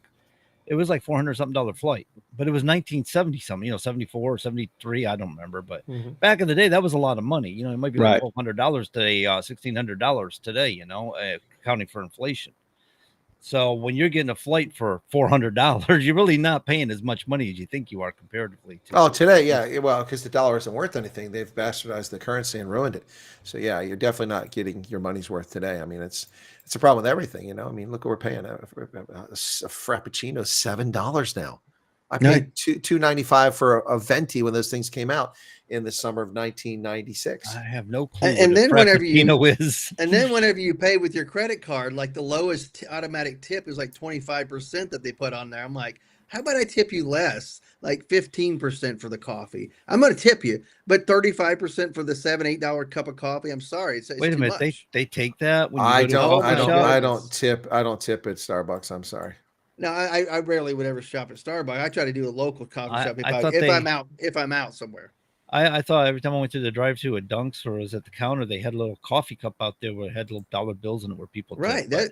That's perfect way to go. Yeah, taking it involuntarily from me, I think I'd be a little offended too. No, not involuntary. I'm saying like you have the option to tip, but like the lowest amount that you could that you could just push is like 35% in some of these places. Yeah. And then they have the button for other, and it's like who's pushing other and doing like another amount. You know what I'm saying? Most people would just say no tip. But they hide that button obscurely down at the bottom. So all these high level tips are at the top. Lowest level 30. Encourage it. Yeah. Oh yeah. And most people just hit it not knowing it. Like that's 35% of what you just paid, for crying out loud. That's like the car wash thing when you go get gasoline at the gas station and it gives you an option for a car wash, and a lot of people accidentally hit the yes button and they never get the car wash, and the place is making out like a bandit on it. Oh yeah, I've been to a place where the car wash had looked like it'd been closed for a solid year and a half. Still ask if you want the car wash. Yeah, I knew a guy, and the reason why I think yeah. about that, I worked with a guy on a Out in job. West Texas, I've seen it before. Yeah, he owned a place, and he said that happens all the time. People punch yes for the car wash, and they never get one. No, that's just free money for the owner. My mind wandered there when you said that. You said West Texas, out in the West Texas town of El Paso. So mine started wandering there to a song. Yeah, great song. That's a good song. Yeah. Yep. All right, Joe. What else we got going on here? I had something else I was looking at. Now I don't remember what it was. Crazy. So what's the next song for Colonel Wyatt? What are you thinking? Because that was a good song, by the way. Yeah, I thought so too. I've got a bunch of them. I got one called Alabama Heat. That's pretty good. That's kind of a tribute to the refugees that have come over here. We could play that one in a break. I'll send that in. Alabama Heat's pretty good. It's a duet, country song once again. The country and reggae seem to be the best ones for this artificial intelligence app that I'm using to create this music. But yeah, Alabama Heat's very popular. I'm an artist now. I'm on Spotify and 23 other music sites with my music. You're a recording artist. That's it. Yeah. It's I have no musical talent, but I'm a recording artist. Well, I think that term's being used loosely, right? You come up with the lyrics, and the AI's kind of putting together you just tell them what kind of genre you want. They put together the correct. And so basically I'm really just a producer, at best. There you go. Well, you're a lyricist. You're coming up with the lyrics yourself, right? Well, on a few of the songs, I do all the lyrics, but that's quite time consuming. No wonder musicians have a hard time getting albums out. But I give it the key themes and the key words I want to be included, and it finds a way to incorporate those. And it's pretty smart about understanding what you're trying to get at. I've made some comical songs about politics in South Africa and some other things, so it's interesting. But I've got well over 40 songs now published, and so you can listen to the whole playlist. It takes a couple hours to get through it. It's pretty cool. Wow, that's good. He's gonna have his that's gonna be your full income stream in the future, right? Is Uh, blogging and doing music, I think. I have no idea, but it can be lucrative for some folks. So if it Sure. keeps it up, so we'll see how it goes. You get some of these DJs that make money, basically set up some laptops, maybe a little turntable, and then they just kind of press a couple buttons, and they make a hell of a lot of money doing that. I mean, you could do it. Well, you have DJ Khaled who can't sing; he just plays other people's music and he makes a fortune. Yeah. Yeah, you get a name, and all of a sudden it's like, man, that's it. You could get maybe a cool hat or something that you would wear. That's your stick, right? The cool hat, maybe a cane. I don't know. I think the beard is my shtick. There you go. Yeah, He just needs you a- could he do like a just little, needs you could do a, like a little Santa Claus little hat hanging Yeah. off. Maybe tilt it back. You'd be hip. Chris Jingle. Chris Get Jingle. it? Get Yes, it? Chris that's Jingle. I don't think that's the answer. He could do Christmas songs all day long. It's middle of July, and there's Chris doing Christmas music. Oh, trust me, I know those Christmas songs are all copyrighted because I tried playing them. You can't- They're all protected, man. No, you make your Mhm. own. I'm talking about making your own. No, come on. Well, I'm gonna have to make some Christmas songs. Yeah. Christmas rock. And for Maybe Chris, death, it's like a death metal he- Christmas song. He's writing Christmas songs and birthday songs all at the same time because they're both relevant. Well, that's true. That's true. Yep, that's true. Yeah, so these Democrats really are just, I think they're comical guys. Oh, did you see Trump raise the tariffs on the semiconductors 100%? Ouch, that's going to hurt. By the way, guys, I think and some of the audience knows that when Trump got elected, I knew he was going to come with tariffs. So I ordered my laptop like on November 8th. And I got it like a few days later. So I got a laptop before the tariffs came into effect. So I got a good deal on my laptop, and I'm happy with it. You should have got two. People now probably not going to be so happy when they buy laptops or PCs because those chips are going to go up. But he raised it to 100%. He threatened 250% of chips, so it was only 100%. And then India, he's angry in India. This is not going well. They got a 50% tariff. Oof. Oh, yeah, they've been kind of playing. It's funny because we've done a lot for India, through the years with education and medicine and stuff, and they're not very reciprocal with us. No, they're not. And there's an awful lot of stuff that emanates from India, malicious stuff on the internet, scams and fraud and stuff like that. And the government in India doesn't do much to stop it. And that's a real issue with our government. They would like the cyber issues to be addressed, and they're not being addressed. So you brought up tariffs. I thought you were going to bring up the pharmaceuticals. He's looking at 250% of pharmaceuticals. Yeah, that's coming too, but that wasn't announced today, was it? I didn't see that one announced. Just looking at it here a moment ago. Let's see. President Trump plans to levy a stepwise series of pharmaceutical tariffs that could reach 150% within a year and a half, and then rise up to 250%. He said in a wide-ranging interview on CNBC Tuesday, it's the highest tariff rate the president has threatened the industry with to date, while he also presses on major manufacturers to commit to most favored nation pricing policy. So I think the threat is for leverage. But Trump, if he you don't come through, he's going to follow through. Yeah, no, it's it's funny how they love to have this thing to talk about. They want to talk about taco. Trump always chickens out, but he doesn't. He's generous and gives them a chance, and now they're finding out the hard way that Trump is serious. So yeah, they don't use that term anymore because they found out Trump doesn't chicken out. He knows his stakes, and he knows his leverage points, and he knows where he stands. And when he says something, he means it. Yeah, when he says it, it's for real. Don't joke around. So did I see something about the Vladimir are planning a meeting or something? Thought I heard something or saw something about it somewhere. Now I gotta look and see. But I don't know if they're starting to work on cooling things down now, or I actually asked because I thought you actually would have known, but sorry. I don't know. Well, it's not coming up right away, so it might be a little outdated. Maybe it's a few days old or something. All right. Yeah. So my buddy Brian Harrison, he's a Texas state representative. I worked with him during the Bush administration. He just destroyed CNN in the last couple of days with regards to gerrymandering. He's showing them like, hey, this is what Illinois looks like, and he's like, this is what Texas will look like. Which one's worse here? Which one's worse here? And they don't have a leg to stand on. I tell you what the comical punchline and all this is since Texas did their redistricting, now Newsom's like, well, I'll pay him back. We'll gerrymander in California. It's like, Hello, what does that mean? What are you paying back? Isn't it already gerrymandered? I Yeah, thought it's so. already gerrymandered. And then you know? got New York State, I think, is following suit. It's like these people are ridiculous. So they're proving the point that that this is what they actually do. And Yep. what'll happen is Texas will redraw the districts, and they'll be like, "Oh, they're actually pretty fair." It'll probably be fair, but time will tell. We shall see. Yes. Sometimes it's tilted. I mean, and I'm sure the right has done it too. I'm sure they. Oh, absolutely, absolutely. I know. I mean, New Hampshire did it here a couple years ago. They had to it wasn't gerrymandering, as far as I know. They were redistricting, and it wasn't something like it wasn't willy nilly. They make this sound like Texas was just all willy nilly. This stuff is a lot of work.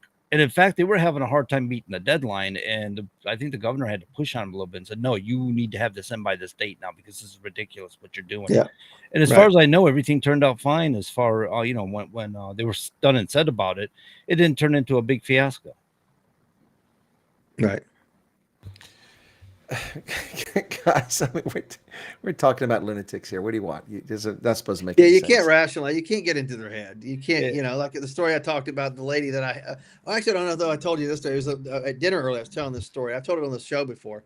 2017, Trump's first inauguration. I was leaving one event to go somewhere else, and one of those pink ladies with the type of hat, I'm talking about, looks like a female genitalia, like a group of them. A lady had fell, hurt her leg really bad. And I stopped and rendered aid and was telling them, like, okay, there's a fire station right around the corner if you want to go grab them, or just call 911, let them know what street it is, and tell them the cross streets. And I gave them the cross streets because they were maybe half a block or more away from the street signs. I said, this is the cross streets. Tell them there. Tell them you're up half a block on the right-hand side. They'll come right to you. Ambulance starts to show up. I leave. And I'm like, well, I got to hurry up. I got to get to this other event. I'm working this other event. And then they're like, oh, you working the inauguration? I said, yes. And they were so nice to me up to that point. Then they started cursing me out. I'm like, I just helped your friend here for about 20 minutes. And now I'm an a-hole, SOB, fascist, all this stuff as I was walking away. I'm like, showing you true colors. And then the lady who I helped was like, no, please, he was nice to me. Please don't do it. And she was actually appreciative though. But her friends were just a-holes. Couldn't help her at all. Just letting her lay there with her busted up leg. It's funny because you bring that up, and I saw a post here recently on social media. A guy was looking at a bunch of people dancing around with masks on, and all of a sudden he just breaks down. He goes, in 2020, how you acted in 2020 and how you responded to the COVID crisis or so-called COVID crisis, that's your true personality. That's who you are. And if you were weak and you caved, you're a weak person and you caved. But those who were strong, and they stood strong. They're still standing strong today. That's who they are, because you were tested. Yeah, I love this video. I shared it, I think, on my Facebook page because I really loved what he said. But it's true. It's true. And that's who they are. When they saw you, they didn't think about the kind deed you did. They didn't think the fact that you didn't take into consideration her affiliations or associations or politically. You did what you did because it was a human experience. You saw a human in need and you responded accordingly. Right. And they did not have any appreciation for it or realize what you've done for them. They just simply, to use their terminology, they objectified you, Todd. Absolutely. And it's funny. Another story that kind of similar to that is when I lived in Crystal City. I'd occasionally go to the Mortons there in Crystal City and have a cigar, a couple drinks in the evenings. And I had a cigar. It wasn't even lit. I left my apartment, was on the 5th floor going down. I think we stopped on the 4th floor. Lady gets on. We go down to the lobby, and I have to go 1 or 2 more down to go out the back through the underground, Crystal City Underground. And this lady looks down after going like 1 floor, sees that I have a cigar, not lit, hadn't been lit yet. She starts this fake coughing routine and gets off and says something to me. And I put it basically in her face, probably about maybe a foot away. I said, it's not even lit yet. And she goes, oh, and walks away. Didn't have anything to say after that. This whole big, you shouldn't be smoking on the elevator. I'm like, it's not lit yet. And so then she says, oh, and walks away. What a fool. There's fools out there everywhere. Well, I'm a big opponent of cigarettes, but not that silly. If people aren't smoking, I don't lose my mind. It's crazy. I don't smoke, and I haven't smoked because it doesn't do well for me, but I liked smoking. I actually did when I smoked. I really liked it. And I particularly do like cigars. I think they're nice. Yeah.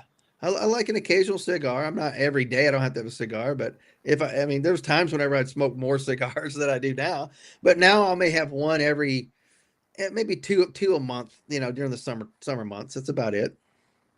I used to do, we called them sundowners when I was in Liberia. My predecessor would meet up with the ambassador, and they'd sit on the deck and look out at the sun going down over Nice. the west of the Atlantic Ocean off the Mamba Point Peninsula in Liberia. And so when I got there, the ambassador wanted to do that, so we gave it a shot a few times and sit up there and have a cigar and relax. But we were just so busy, the two of us. I don't know how he pulled off before. I guess I worked harder than my predecessor. I don't know. Right. Yeah. I loved the little outside patio that they had at Saudi Arabia at the embassy there. The Marine barracks is right there. They have a swimming pool, a little bar. Mhm. That was always fun to sit out at the pool in the evenings after you get all that work done and you have a cigar before you go back to the hotel. Good times. Yeah, no, it's amazing how time passes. I mean, I'm talking that's like June of 2007. That's almost 20 Yeah. years ago. It's hard Oh, to I believe. know. Yeah, it's weird. Weird. I I mean, know. I'm thinking back, getting stationed at the White House. I'm like, that was such a great thing. And I'm like, that's 23 years ago this December. That's crazy. Yeah, where did it go? I mean, like, Lonnie Anderson was 79. What happened there? Right. Well, She you know, was- they say there's a thing about with entertainment and stuff that you're supposed to retire at a certain time because it's kind of like how you retire, how people remember you, right? So when you think of Betty White, you think of her in her 90s because that's how you last remembered her. But a lot of times when you haven't seen somebody in the last 20 years and you hear they passed away, you just think they're in their 50s. You don't stop to Right. think they're in their 70s. So Right. it's a thing. Well, on WKRP, you had Bailey Quarters, who was the straight girl, but very attractive because she was also a model, and it was played by Jan Smithers. She's 76. 76. My goodness. Wow. That's It's great. Well, guys, how old is Chris Wyatt? What are you, 59 and holding? I'm 59 again this year. That's correct. Yeah. Yeah, it's kind of funny because I often tell people, as I think I've said a couple times on this show, you look in the mirror trying to clean yourself up and you wish the old man would get out of the way. You can't see yourself because he keeps getting in the way. You move, he moves. What's up with this? Well, I mean, I look in the mirror and I just that's I lost a little pigmentation there in the hair color, but I seem to have picked up some pigmentation in the pink face. So maybe my face is drawing all the melanin out from my beard and my hair. You're getting more and more of that Kris Kringle look. Yeah, I guess it's time for the beard to go. I think maybe that's the secret. Maybe that's Yeah. the secret. So a lot of these people, they're passing away, and we remembered them at a greater time in their lives, and so when they go, it is astonishing. You're like, whoa, wait a minute, what happened? Why is Hulk Hogan gone, or why is Ozzy Osbourne gone? This doesn't make sense. But Keith Richards, by the way, has no intentions on leaving anytime soon, so you're safe there. What's he 137 now? I don't know. I hear tell that he was there when God arrived. So. Yeah, well, that's the thing, so a lot of artists come through Central Pennsylvania because we have Hershey, and either they play in the Giant Center, which takes 10,000 or something like that, or they play at Hershey Stadium, which can hold like 40,000. And so a lot of these artists, I'm not really interested in going to a concert, but I go just because it might be the last time, So I went to Hershey Park and watched the Outlaw Music Festival a couple years ago, just because Van Morrison was coming, and he was like 73. Oh, there you go. Classic. Yeah. Oh, yeah. And Van Morrison, 73, but he walked on the stage at the top of the hour, played his whole set, didn't nonsense chat or anything, finished his set at the next hour and walked off the stage. The only thing is he didn't play Brown Eyed Girl, which is a little disappointing, but he played the whole hour. It was amazing. It was well worth the money. I didn't go for anything but Van Morrison. So I went to see that. Barry Manilow came to town. Barry Manilow was supposed to on his last tour, but I think he keeps having last tours like Cher. And he performed at the Giant Center, and it was just amazing. And so Barry Manilow. Went to Philadelphia, happened to get free tickets from Vet Tix, and went to Philadelphia a day that I had rugby in South Philadelphia, then had to go to Baltimore for something, and then came all the way back up to Philadelphia for Hall & Oates. They were in their 70s, and now they're not Classic. even performing. Yeah, now they got this big dispute. So Hall & Oates, Barry Manilow, and then Van Morrison, and then also I watched now. She's not in the same boat because she's a couple days younger than me, and that's Shania Twain. This past weekend, went to see Shania Twain. She's 59 now. Shania Twain's 59. My goodness, she don't look 59 now. She don't look 59. That's she's looking good out there. But yeah. Yeah. That don't impress me much, but that she did. You mentioned Brown Eyed Girl, Van Morrison. Is that your favorite song of his? No. I mean, I don't really have a favorite Van Morrison song. I just love so many things he's done. He's I love such Into a the talent. Mystic. That Into the Mystic just hits just perfect for me. I love that song.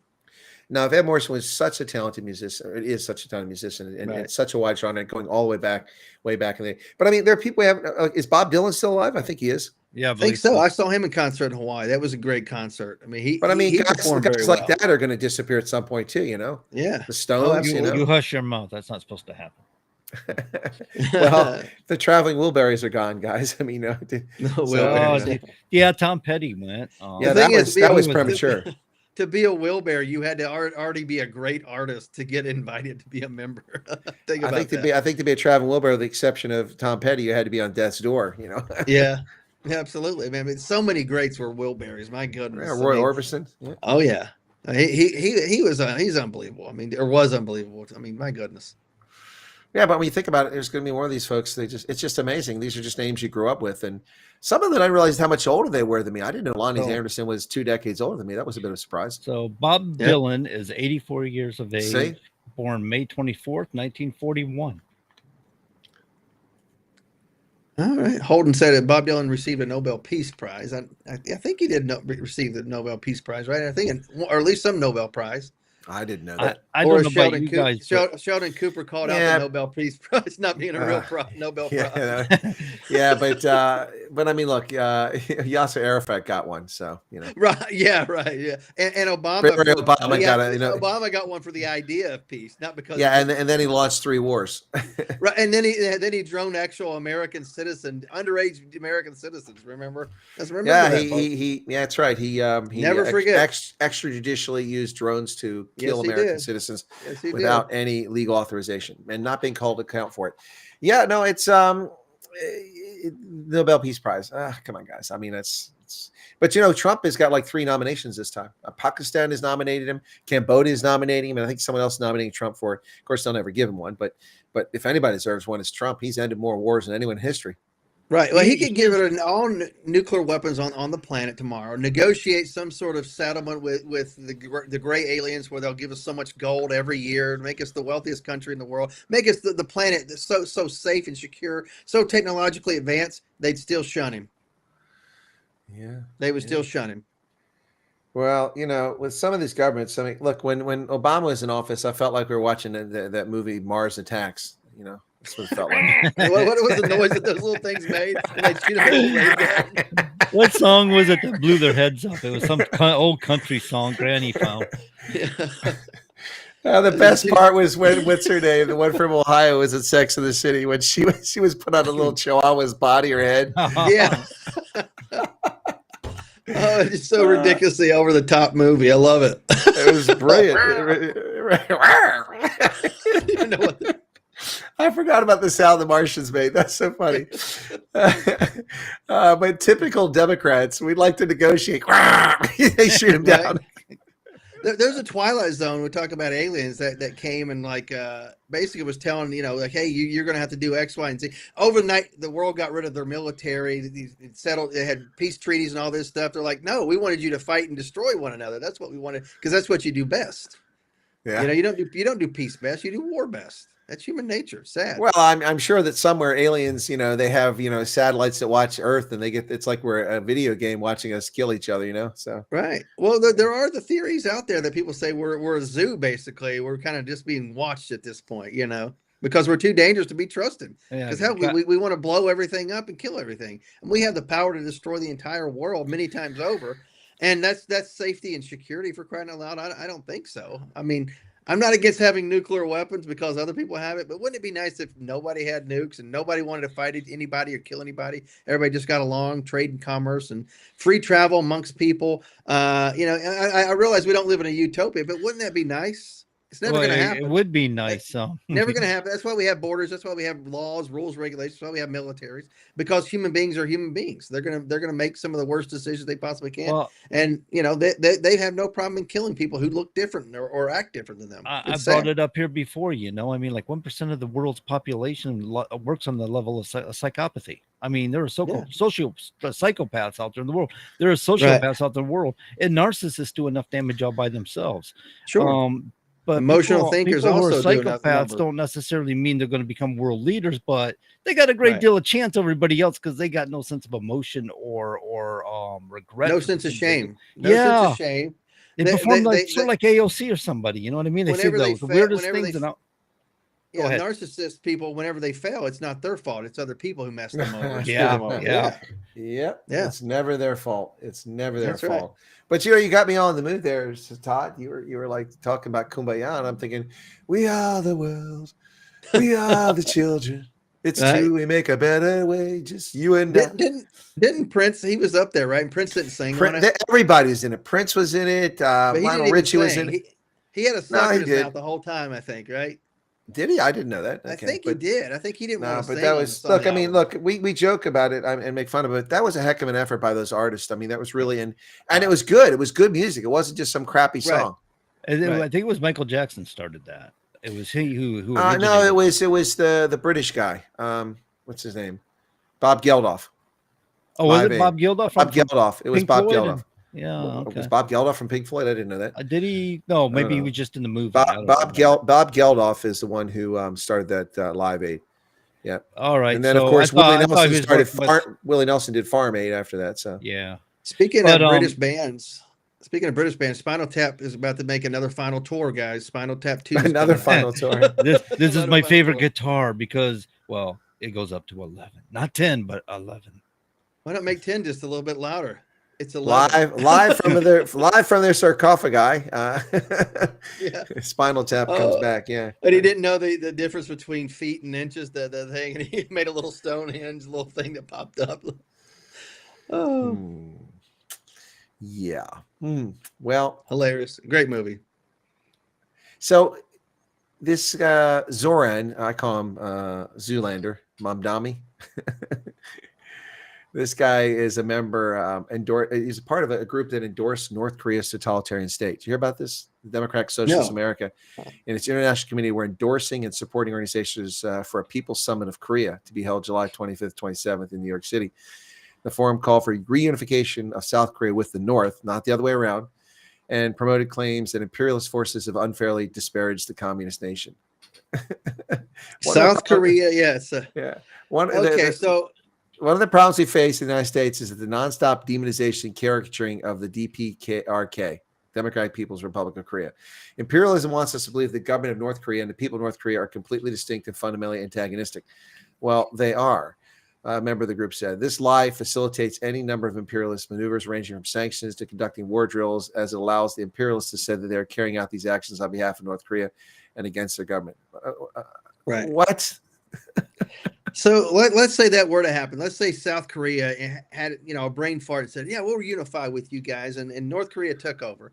How quickly would North Korea come down to the South and invade, take everything that's technological, anything that that's not bolted down back to the North? I mean, it'd be almost overnight, right? And then, of course, the South would collapse rather quickly anyway, would be just about like the North, if you allowed that to happen.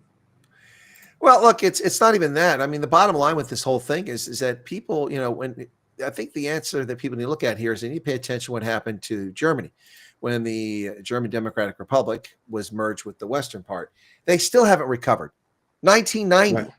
They still haven't recovered because how much it cost. They devalued the mark, which was a foolhardy idea. Then they became the euro, which is another bad idea. And they still haven't recovered. And Germany was infinitely better positioned, the world's third largest economy at the time, infinitely better positioned to succeed. South Korea, which is much stronger now than it was 30 years ago, but South Korea, if they had to absorb the North, it's a total disaster. 28 million people in the North, most of them starving to death most of the time. No serious industry up there except stuff for defense, and nothing. There's no potential up there except some mining. If South Korea merged with North Korea, it would be an epic financial disaster for the South. It would take decades, if not half a century, for them to turn that stuff around. And because we haven't seen it in 30 years in Germany, the East is still blighted. It still looks horrible compared to the West, not nearly as well developed. All right. Yeah. I remember I was in Berlin in just the late 90s. I know the wall just fell, but you could definitely see a marked difference. The West Germany was like a Western nation, you know what I'm saying? Like New York City in a lot of ways, a microcosm in New York City. And then the East was just like some city that's been bombed out still. Yeah, in fact, you could still see bullet holes on buildings in 1991 in the eastern side of the city that they never bothered to patch up. from the Second Still World can War. in some places there. Still play in some of the buildings they still have it, but some places have done some repairs, but kept patches to remind people because you have so many tourists that come there. You know, that's what they want to see. That's a lot of dollars you lose out on. To be fair, the communists probably left some of the bullet holes in the buildings to be a reminder to people throughout the communist regime too. Sure, yeah. You act up, this is what awaits you. You know, so that was probably intentional as well. Lay waste to your city after Allied bombers, of course, come across a few times. Oh my goodness, yeah, Germany. What a stark contrast between the two Germanys. I mean, you couldn't define it any better than the difference between the People's or the Federal Republic and the German Democratic Republic, just night and day. I mean, you got Czechoslovakia at the time, and you've got Romania, and you've got Bulgaria and Yugoslavia, all these places behind the Iron Curtain. That's one thing, but there's no constituent other part of those countries. They're all there. Germany was split in thirds, 1/3 gone forever to the Poles and the Russians, and then the other third in the middle, and then the Western third. And you could see the same people completely divided. I mean, that whole thing is just crazy. I look back and imagine what we went through. Living through the Cold War was just something else. And all those people who were murdered by the East Germans when they tried to escape. And then it all just came down at once. Remember that 1989, and people started going to Hungary. And the Hungarians wouldn't stop them. They crossed over into Austria, and the Austrians didn't stop them. And suddenly it was news, and everybody's there covering it. At first, it was a few because they were on holiday. They went away in their summer. And so many were gone that these Germans couldn't stop it, and they gave up, and then the floodgates opened. Next thing you know, they're all standing on top of the Berlin Wall and tearing the wall down. And oh, my goodness. One of the best lines ever to me is Mr. Gorbachev, tear down this wall. Yeah, geez. Right. If you seek peace, come to this gate. Open this gate. Yeah. And he says, tear it down. I love it. Yeah, well, it came down, and now look at So the mess Husky we've 7 inherited. asked a question. Maybe you guys know the answer. Did Donald J. Trump announce anything about meeting with Putin and Zelensky sometime next week? I've not heard anything about that. Have you guys heard anything yet? Trump says good prospect of summit with Putin and Zelensky after envoy's Russia visit. Donald Trump has said there's a good chance he could meet with Russian and Ukrainian leaders following what he describes as a very good talks between his envoy and Vladimir Putin earlier in the day. Asked the White House whether the two leaders had agreed to such summit, the U.S. president said there was a very good prospect, but did not give further details. Yeah. Let me correct one thing in the comment here. Pablo Charlie says North Korea's mineral wealth is estimated at between 6 to 10 trillion, but Chris says they have nothing. In fact, Chris said that's what they have precisely. Minerals. That's Right. That's what I said. That's all they have. They have no All agricultural they have. potential. They have Yeah, no so let me retail correct that real potential. quick. Yeah, no, I did say that. I said all they have is Yeah, you minerals. did. Just trying to call me out on it. He's always trying to do that. He's So always you guys were talking about East Germany and stuff earlier. Now, you remember we had a guest on who escaped Czechoslovakia when it was a communist nation, told us a story about escaping. It's kind of like when you're talking about that. That's what my mind went back to was this guy talking, and it was a harrowing feat for them, his family and stuff. They were risking life and limb trying to get out of a communist nation because these people don't want you to escape. They'll kill you in the process. Yeah. Well, let me go back real quick here to what you're saying, Pablo and Charlie said. Yes, and I'll stick to a little bit of mining. So you're trying to tell us that 6 to 10 trillion is a lot of money. Well, Nvidia is worth $4 trillion in asset value. Microsoft is worth $4 trillion, and Adobe is probably worth $2 trillion, or you add one or two more companies. That's $10 trillion for 3 privately held companies in the United States out of millions of companies in America. $6 to $10 trillion worth of mineral wealth is nothing. I can stop an asteroid and tether it or put it in geosynchronous orbit with the Earth and mine it and get trillions of dollars out of that asteroid, and I don't have to rely on North Korea. It's a drop in the bucket. They've got nothing of any value that anybody wants, and they're useless. It's of no consequence to the world. Yeah, even with $10 trillion, which, I mean, obviously for one individual is certainly a lot of money, but you're talking about millions of people who are starving and malnourished, impoverished, have no doctors, no physicians, nothing, have no running water, all this stuff. That money would go very, very quickly to try to provide basic services to that many people. Well, but even so, if you got minerals of $6 to $10 trillion, once it's mined, then what have they got? Right, you got nothing. It doesn't get replaced. Yeah. I don't know about you, Todd, but I just heard Chris Wyatt, the asteroid cowboy. I will agree. Yeah, man, I'm telling you, I'm starting an asteroid mining company. There's going to be folklore in the future. They're going to write country songs about him. Chris Wyatt, this great big lasso. Did say that there is potential. So that's true. Rare earths are not so rare on asteroids, man. We're talking about a lot of good. It's actually a thing. So we're talking about, this is insane, but we're talking about setting up a nuclear facility on the moon. Yeah, This is a goal. It's a power station. I got no problem with that.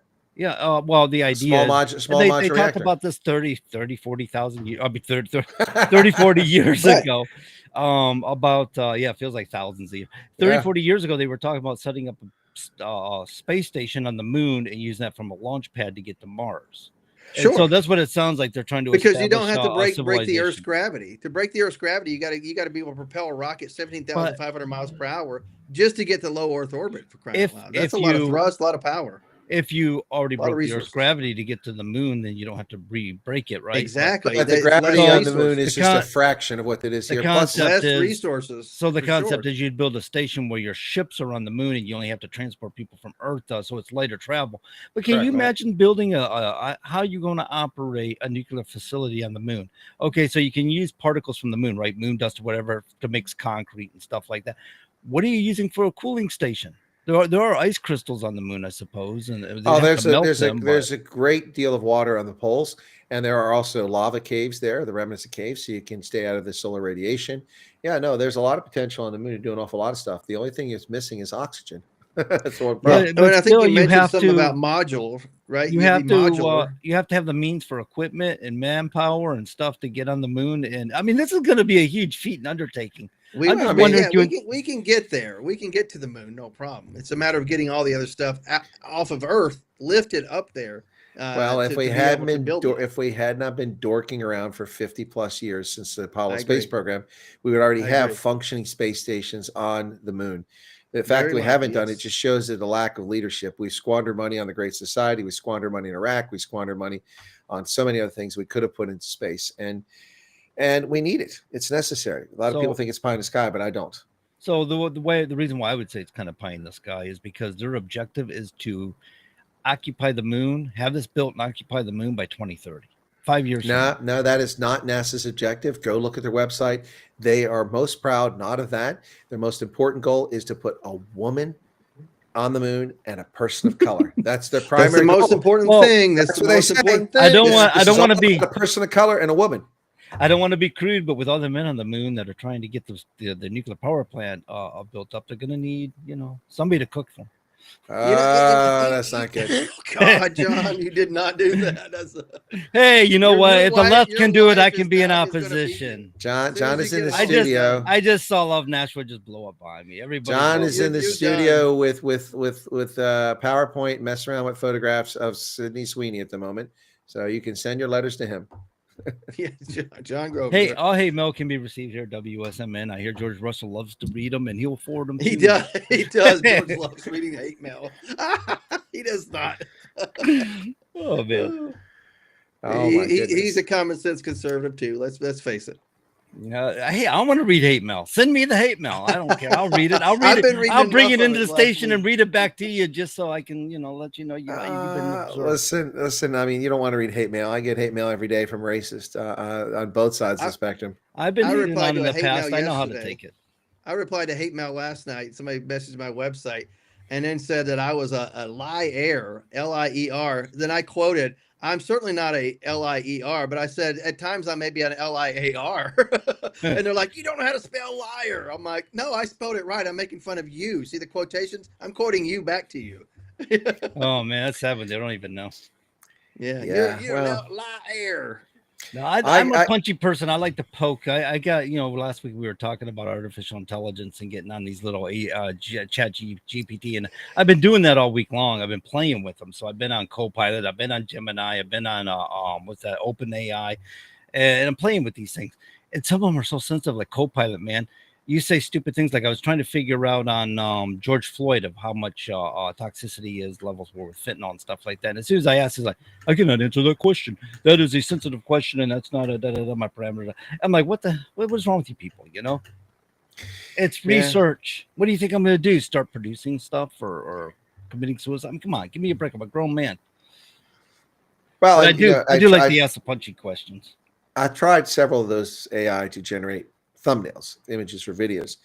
Gemini's pretty good, but it's very fickle. One time you mentioned you want to put the president of a country in a character, they happily do it. The next time, I can't do that. I can't do that. And anyway, and then they use up, your free allotment by, not making an image. I'm like, okay, dude, you didn't make an image. Don't count that against me. Right. Copilot, you can make as many as you want. It's I've made a few on Copilot that turned out pretty nice. I kind of like them. They're good for that, but as far as conversation and stuff, they're all right. I mean, if you want to talk about kittens and puppy dogs, you're at the right place. If you want to talk about deep stuff, well, maybe not so much. You know what I mean? Every time you get on something edgy, it wants to shut you down. So OpenAI, though, I love it. The problem is you get about 20 free minutes and it shuts down on you. You can open it back up and start playing with it again, but it just keeps shutting down on you because you're timed out. So unless you want to get the paid service at $20 a month, and quite frankly, what they I'm want not is using quite it that expensive. Yeah, and I don't use same here. I don't use it that much, so why would I pay for? Plus, you don't know what you're getting. It's not. Is it going to be worth the $20? So OpenAI, one of the things they've got is they've got a series of things for like learning and different things. So if you want to do research, they've got AI for research. They got AI for like school and stuff like that. As far as I know, they got different types of programs for different reasons. It's not just like the what you get for the chat AI.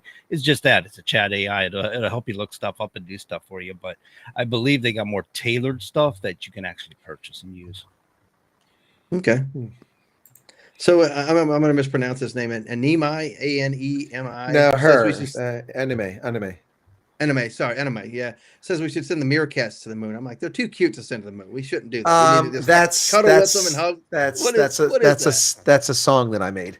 Oh, okay. Okay. I didn't inside get the jokes. I'm like, These are inside jokes. Meerkats to the moon. Enemy. That's one of my songs called Meerkats in Space. All right. Yeah. Okay. We gotta play that one next. I'll send it to John. Yeah, that's a pretty good one. Meerkats in Space. Yeah, it's Meerkats in Space. I was having a little fun with that. Yeah, I was having a little fun with that. And it came out pretty well. I mean, it's yeah. Anyway, it's a good song. Drop the beat, Meerkat. Well, we don't have time for it tonight, but maybe next week. Same with the Alabama Heat. I'll have to remember to send you those. Yeah, that's a good idea. Tune in next week.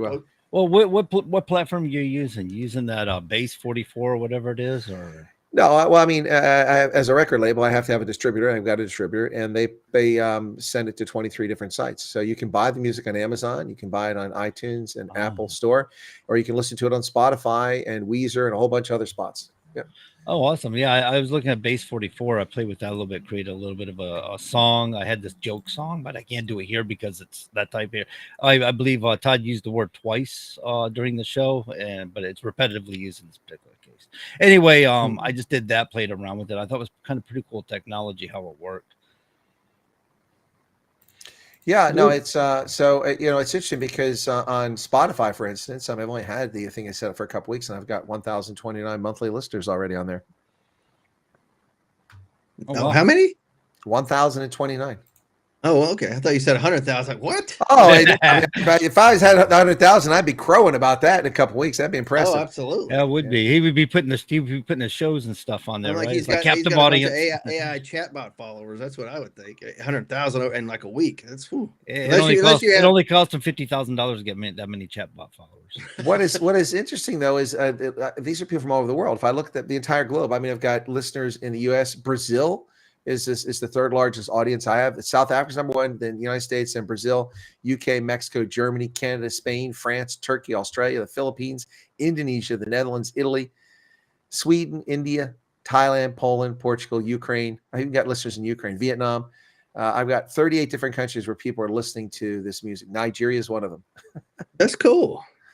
That is pretty cool. So yeah, anyway. That's the nice thing about the internet, man. Really, you reach the world. But the world's a lot smaller now because of technology, and if you use it properly, it can be a heck of a lot better world. Possibly. Well, that's a true statement. The other thing that's interesting here too is that unlike my online presence for like YouTube, which skews male, it's about 73-1 male. It used to be about 60-40. This is almost 50-50 male female. Not that that's an issue to me. Also, my audience is much younger, so almost 60% of my audience is under the age of 45. Whereas on my other stuff, it skews the other direction, 60% or over 45. So that's interesting. So anyway, those kind of analytics are helpful too, because females and males do tend to think differently and stuff, and it gives you an idea about how you're being viewed and stuff, and or maybe how to create new material, if that's your Yep. listening audience. So yeah, the analytics is pretty cool if you can get accurate analytics. It sounds like you are. Well, I hope they're accurate. They're interesting. I don't know if they're accurate, but I hope they are. But they're definitely interesting. That's for sure. I've questioned some. You get on social medias and stuff, and they give me these analytics, and I'm looking. I'm going. The responses I'm getting from people live or whatever in person don't match the little bit of analytics they're giving me. Almost like they're trying to encourage you to purchase or something for ad space or something. I don't know. That could very well be what it is. I've seen that like Google and stuff like that with the website. And I actually had a guy one time, man, I have a website and I work for a company in Pennsylvania, and the safety director knew about my website. It was kind of funny because I was talking to him about something. I mentioned it to him and he actually knew it was. He's like, "That's you?" I'm like, yeah, man, I got that website. He goes, "Oh, wow, I didn't know it was you, man. That's kind of cool," and stuff. We start talking, No, the internet's a small world. I mean, I travel halfway around the world and I have 1,400 people come to meet and greets who watch my program. That's just a tiny smattering of the people. And all the people after the fact, like, "I didn't know you were here. I missed it. I didn't know you were here." Yep. Yeah, it's just crazy.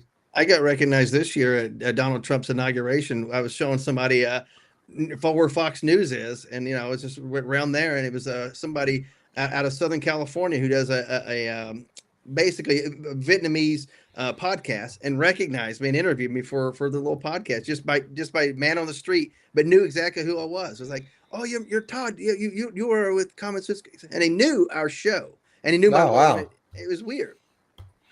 No, it is kind of strange. I mean, I've been interviewed by people in Australia, New Zealand, Germany. I was interviewed by somebody in Lithuania last week, the Netherlands, U.S., Canada, South Africa. It's pretty wild. It's an interesting world out there. Yep. So we're coming up on the end of this one, guys. Any big events between now and next week? I'm trying to think. Next week is the 13th. Don't know if we have anything big planned other than more tariffs. Tomorrow is the day they start collecting the tariff money. Tomorrow. Oh, yeah. There we go. That's going to be interesting to see the reports of how much that is coming in. Well, it's going to be considerable. So by tonight at midnight, is that what you're saying? Yeah, that'll be the 7th. You're right. So when I say tomorrow, it's in 3 hours here on the East Coast. Yeah, tomorrow is 3 hours away. That's true. No, it's interesting because you hear people that are running their mouths about this. I heard some South Africans say this is all Trump is just trying to make up for the big tax cut he gave to the wealthy and rich with all this money. I'm like, okay, hang on a second. We just got $30 billion in tariff revenue in 1 month. Even if every month stays at that rate, because the trade goes up and down from month to month, that's $360 billion a year. Okay. But it's a $7.4 trillion federal budget. That's a rounding error. That's a fraction. That's nothing. That is not the reason why Trump is collecting tariffs to make up for a loss in tax revenue. These people are not very bright. They don't understand economics, to say the least. It's comical. Right. Absolutely. But if anybody's listening, I will be signing my book on the 12th at the Kingsport Public Library in Kingsport, Tennessee, at the Kingsport Public Library, Fort Henry Mall, lower level, 12 to 4 o'clock p.m. on the 12th. Anybody wants to swing by? Cool beans. That sounds good. Yeah.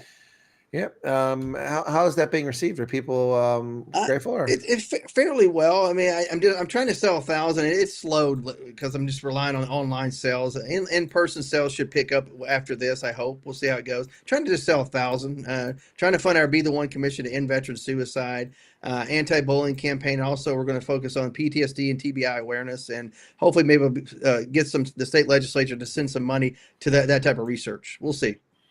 Yeah, I think it's important to remind folks too on this book that this isn't you trying to make $1 million. This is you trying to raise money for veterans and such. So it's absolutely, and basically just those who are on the commission basically be able to give them some gas money to travel and lobby on our behalf to get this stuff done. That's basically what I'm trying to raise money for. That's it. Anyway, so folks out there listening, you know the drill, man. Help them out. Buy his book. It's a good book, and it's going for a good cause. This isn't a selfish issue at all. This is very generous and giving on Todd McKinley's part. And I'm saying it because it's better if I say it than Todd says it. It sounds better. That's right. Very true. I appreciate it. By the way, I just checked before we wrap up. Gary Sandy from WKRP in Cincinnati is 79, and Les Nessman is 84. He's still kicking. I wonder if he's got the Les Nessman scooter. What was it? The KRP scooter or whatever it was. I'm trying to remember that one. But yeah, he's still around, 84. Pretty cool. Very cool. Sean and I used to do the Independent Trucker Show. He did the Les Nessman. We called it the Les Nessman Report. It was kind of fun. Give a little news update, you know. I always loved it because he was just such a stiff guy, and then he walks in, he got Johnny Fever in the theater, and then Venus Flytrap. Remember that guy? Tim Reed. Wasn't it one of the early episodes where they were like what they were in a rock station, and all of a sudden they flipped a switch, like we're a rock station now, and Johnny Fever turns on Johnny Fever immediately. Yeah, he was like sleepwalking through the boring, Muzak station that it was. Yeah, and then he's like Johnny Fever. Yeah, that was the first episode, if I'm not mistaken. Yeah, I think you're right. Yeah. Tim Reed, and then Howard Hessman, who's passed away a few years ago too. Yep. Man, what a show. All right, well, there it is. That is it. I almost missed it too. Ladies and gentlemen, thank you for listening. We enjoyed having you here. Don't forget to catch us next week, same time, same place. You all have a good night.